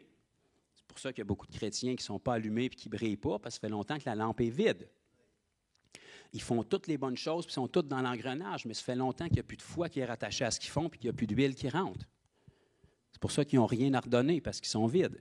La lampe est là, a déjà été remplie, mais elle s'est vidée. Puis il n'y a rien qui ressort de là. Donc, ça nous dit que, alors, à ce moment-là, l'Église du Seigneur Jésus, qui est représentée par le royaume des cieux, ça va être comme 10 vierges qui couvrent la totalité de l'Église, et il y en a environ 50 % qui n'auront plus d'huile dans leur lampe. Mais ils sont tous partis à la rencontre de l'époux. Ils s'en vont tous vers la même place, ils vont tous à la même église, ils lèvent leurs mains, ils font tous des beaux cantiques. Ça nous dit ici, au milieu de la nuit, on cria. Donc, il y a eu un cri à minuit. Voici l'époux, allez à sa rencontre. Donc là, tout le monde se réveille. Enfin, il est là. Mais il y en a 50 % qui se rendent compte qu'ils ne peuvent pas aller à sa rencontre parce qu'ils ne voient rien. Ils ne peuvent pas allumer leur lampe parce qu'il n'y a plus d'huile dans leur lampe. Fait qu'ils se sont dit, on va aller chercher de l'huile, pas manquer le bateau. Mais pendant qu'ils sont partis chercher de l'huile, le bateau est parti. D'accord? Donc, alors, toutes ces vierges se réveillèrent et préparèrent leurs lampes. Mais les folles ou les insensés se sont rendus compte que tu as bien beau à la plus belle lampe, s'il n'y a plus d'huile dedans, tu ne verras rien et tu ne peux pas aller nulle part.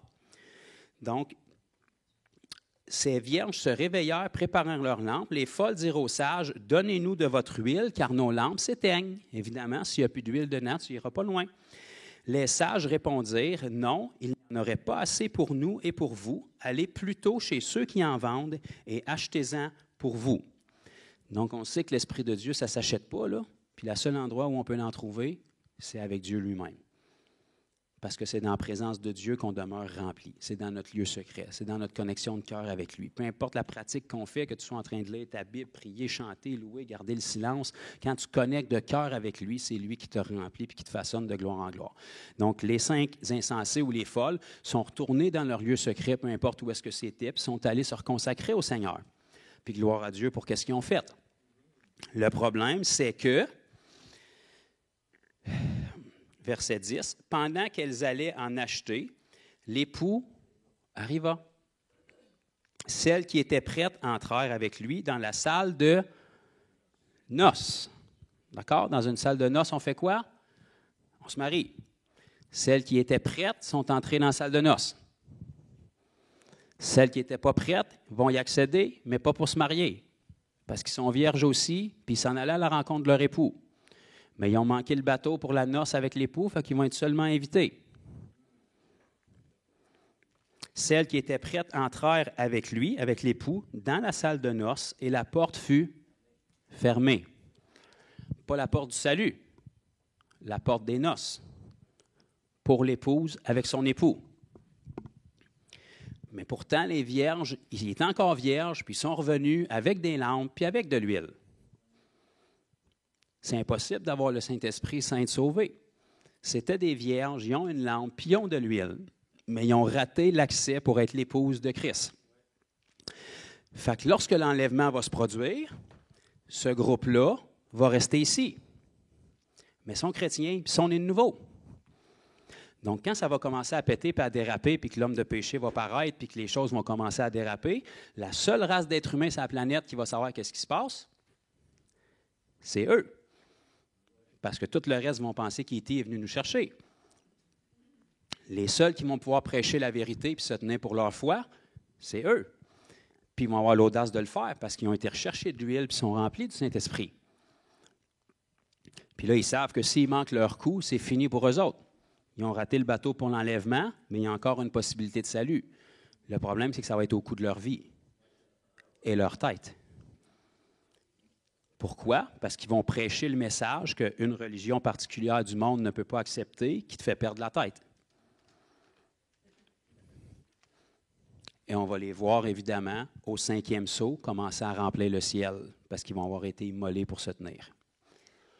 Parce que dès le moment que l'Église parte, l'Église va partir ou l'épouse va partir, pour rebalancer les forces, il faut que l'Évangile continue d'être annoncé ici, parce qu'il y a des gens qui vont être sauvés tout le long des tribulations. Fait qu'il faut qu'ils entendent la vérité. Il faut qu'il reste des dépouilles, parce que le diable va tout faire pour essayer d'enlever l'Évangile, éliminer la Bible, éliminer la voix de Dieu, puis qu'il puisse avoir libre cours. Mais il va encore avoir des voix qui vont être ici, parce que Dieu est juste pour tout le monde. Tout le monde qui naissent dans les tribulations, tout le monde qui sont nés pas longtemps avant, il faut qu'ils l'entendent, l'Évangile, il faut qu'il y ait un accès aux autres aussi. Et puis lorsque les autres vont finir par se faire tuer, bien, Dieu a pourvu quelque chose d'autre pour la fin des tribulations aussi, qui est 2 témoins, qui vont être la voix de Dieu sur terre aussi. Dieu a même pourvu vers la fin des tribulations un ange qui va circuler autour du globe, qui va annoncer un évangile éternel. Donc, si un ange annonce l'Évangile, de toute évidence, c'est parce que ceux qui sont attitrés pour l'annoncer, qui est l'Église, n'est plus présente pour le faire. Donc, c'est pour ça que Dieu a envoyé un ange pour le faire. Et remarquez qu'il n'annonce pas l'Évangile de Jésus-Christ, il annonce un Évangile éternel. Parce que là, on s'apprête à rentrer dans autre chose. Donc, je vais être obligé d'arrêter là pour aujourd'hui. Fait qu'on a couvert les 4 premiers versets d'un chapitre. Mais on est un petit peu plus loin dans l'Apocalypse. Donc là, on a environ 5 sceaux d'ouverts. Le 5e sceau vient de commencer à s'ouvrir. Ça va déjà pas bien. Les gens s'égorgent déjà entre eux. C'est déjà la famine, c'est déjà la guerre. Et puis, il reste encore 2 sceaux à ouvrir, puis 7 trompettes, avant que l'Antéchrist se manifeste pour qui il est réellement, puis se proclame Dieu dans le lieu très saint du temple. Et dès le moment où il va faire ça, il y a un certain groupe de personnes, entre autres des Juifs, qui vont allumer et qui vont dire « ça, c'est un menteur. C'est le faux, c'est pas le vrai. » Parce que la Bible nous dit que lorsqu'il va s'asseoir dans le lieu très saint du temple pour faire l'abomination de la désolation, puis qu'il va dire « je suis Dieu, adorez-moi », la Bible nous dit qu'il va y avoir un faux prophète aussi, qui va faire une image de cet antéchrist-là pour que les gens l'adorent, adorent l'image. Que ça soit un hologramme, que ça soit une statue, ou ça s'enligne pas mal, on sait, pour avoir rapport avec l'IA, d'après ce qu'on voit, comment que les choses vont en ce moment, parce que cette image-là va être capable de savoir si tu l'adores ou pas. Fait qu'avec toutes les reconnaissances faciales qu'on a aujourd'hui, c'est assez simple de savoir t'es où puis tu fais quoi. Mais il y en a qui vont allumer puis qui vont dire « ça, c'est pas le vrai », parce qu'il vient de violer le 2e commandement. Qui est, vous le savez tous, tu ne te feras point d'image taillée de représentation de choses qui sont dans le ciel, sur la terre et sous la terre. C'est de l'idolâtrie. Alors, dès le moment qu'il se proclame Dieu, qu'il demande l'adoration, puis qu'il fait une image de lui pour que les gens l'adorent, immédiatement, il y en a qui vont allumer puis qui vont dire « ça, c'est un faux ». Et c'est là qu'on les voit fuir. À partir du chapitre 12, la femme qui donne naissance à un enfant mâle qui est enlevé au désert sur les ailes de l'aigle, où est-ce qu'il va être conservé pendant 3 ans et demi, c'est les gens qui vont avoir du discernement. Les autres, ils vont être séduits pour la marque de la bête. Donc, pour un autre moment, on pourra en discuter. Pour ceux qui ne dorment pas encore, j'espère que vous avez pu comprendre quelques autres petits points ici et là. Il y a tellement de matériel que ça ne se saisit pas du jour au lendemain, mais à force de l'entendre et de vous y replonger périodiquement, vous pouvez mettre un cadre pour essayer de bien cibler les choses. Si je peux vous aider, aussi en marge de ça, on a le privilège ici au Québec d'avoir un ministère qui est une grande référence au niveau eschatologique, en tout cas de mon point de vue à moi, qui est le frère Mario Mascotte, que plusieurs connaissent. C'est un ami de longue date de mon père aussi. C'est un des pères dans la foi de pasteur François à Sept-Îles, qui a toujours été là depuis sa conversion pour l'aider. Et Mario et son ministère qui s'appelle Pain de vie, ils ont beaucoup de matériel sur l'Apocalypse, la fin des temps, que je vous recommande. Beaucoup de ce que je vous enseigne vient de Mario. Donc, allez sur Pain de vie, sur son site web, sur sa page YouTube. Vous avez des milliers d'heures d'enseignement là-dessus. De grâce, ne passez pas votre vie là-dessus pour ne pas toucher personne puis prêcher l'Évangile à personne. Mais c'est bon que vous vous nourrissiez périodiquement parce qu'il y a tellement de complexité qu'on échappe des bouts vite, on oublie des choses. Donc, vraiment, de se tenir dedans, mais que les bases soient placées, mais là, vous commencez à construire. Même si vous oubliez des bouts, vous avez quand même une certaine structure où est-ce que vous comprenez des choses.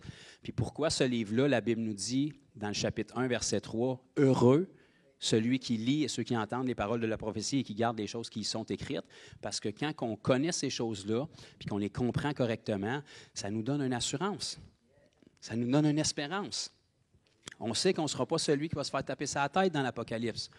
Si on est fidèle avec le Seigneur, on va être avec lui. On va avoir une perspective céleste. On va participer avec le Saint des Saints au jugement. Autant qu'on ne se réjouira pas de voir les gens souffrir, bien, on va être obligé d'y aller avec le jugement de Dieu qui est juste et fidèle. Parce que ces gens-là, ils ne vont pas souffrir parce que Dieu veut qu'ils souffrent. Ils vont souffrir parce que c'est ça qu'ils veulent. Tout le long des tribulations, ils ont l'opportunité de se repentir. Puis la Bible nous dit qu'au lieu de ça, ils lèvent le poing vers Dieu puis ils continuent à blasphémer contre lui. Parce que Dieu veut exposer ce qu'il y a dans le cœur des hommes pour montrer que ce n'est pas lui qui n'est pas bon, c'est l'homme qui est mauvais.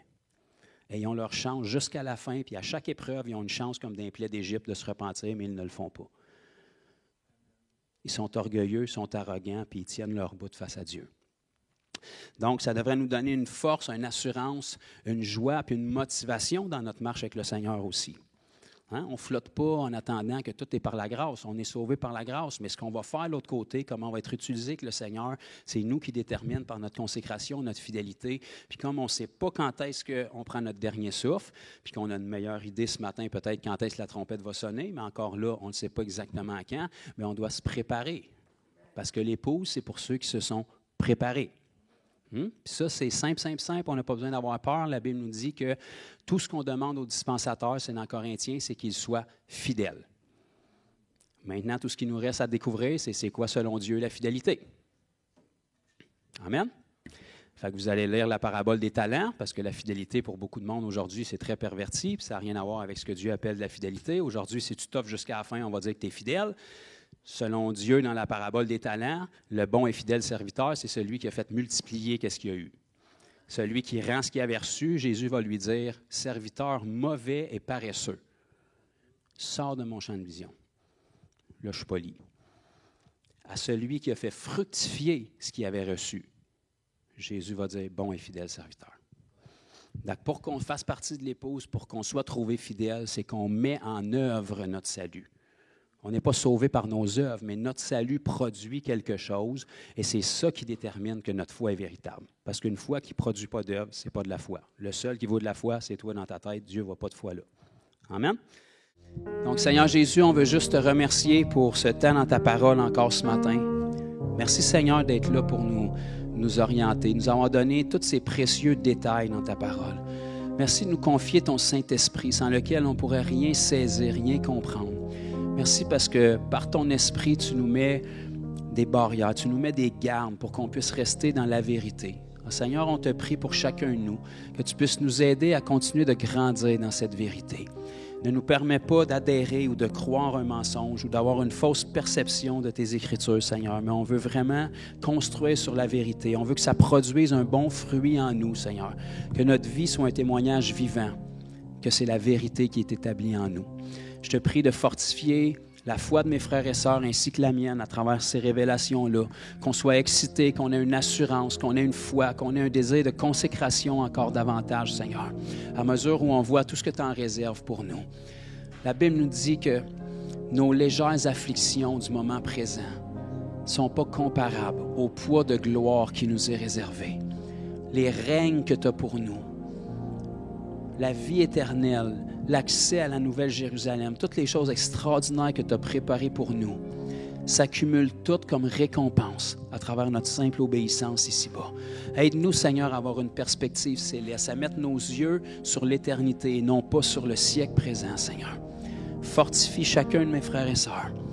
Aide-nous à être des bons témoins, Seigneur, ici-bas pour le temps qui nous reste. Qu'on soit capable d'avoir une marche digne de notre appel. Et qu'on puisse te faire connaître par nos vies, qu'on soit des épîtres vivants, vus et lus devant tous les hommes. Et à mesure où les temps vont se corser, où est-ce que les douleurs de l'enfantement vont être de plus en plus visibles, qu'on ait la connaissance de pouvoir expliquer aux gens de ce monde ce qui se passe, qu'on ait la connaissance d'être capable de leur transmettre où est-ce qu'on est rendu dans les prophéties bibliques et pouvoir leur annoncer ce qui est devant nous à l'avance. Merci Seigneur parce que tu ne nous laisses pas dans l'ignorance. Je te prie de sceller chaque parole qui venait de toi ce matin dans le cœur de mes frères et sœurs, que tu puisses continuer à faire grandir ça. Merci de nous aimer, Seigneur, et de nous utiliser.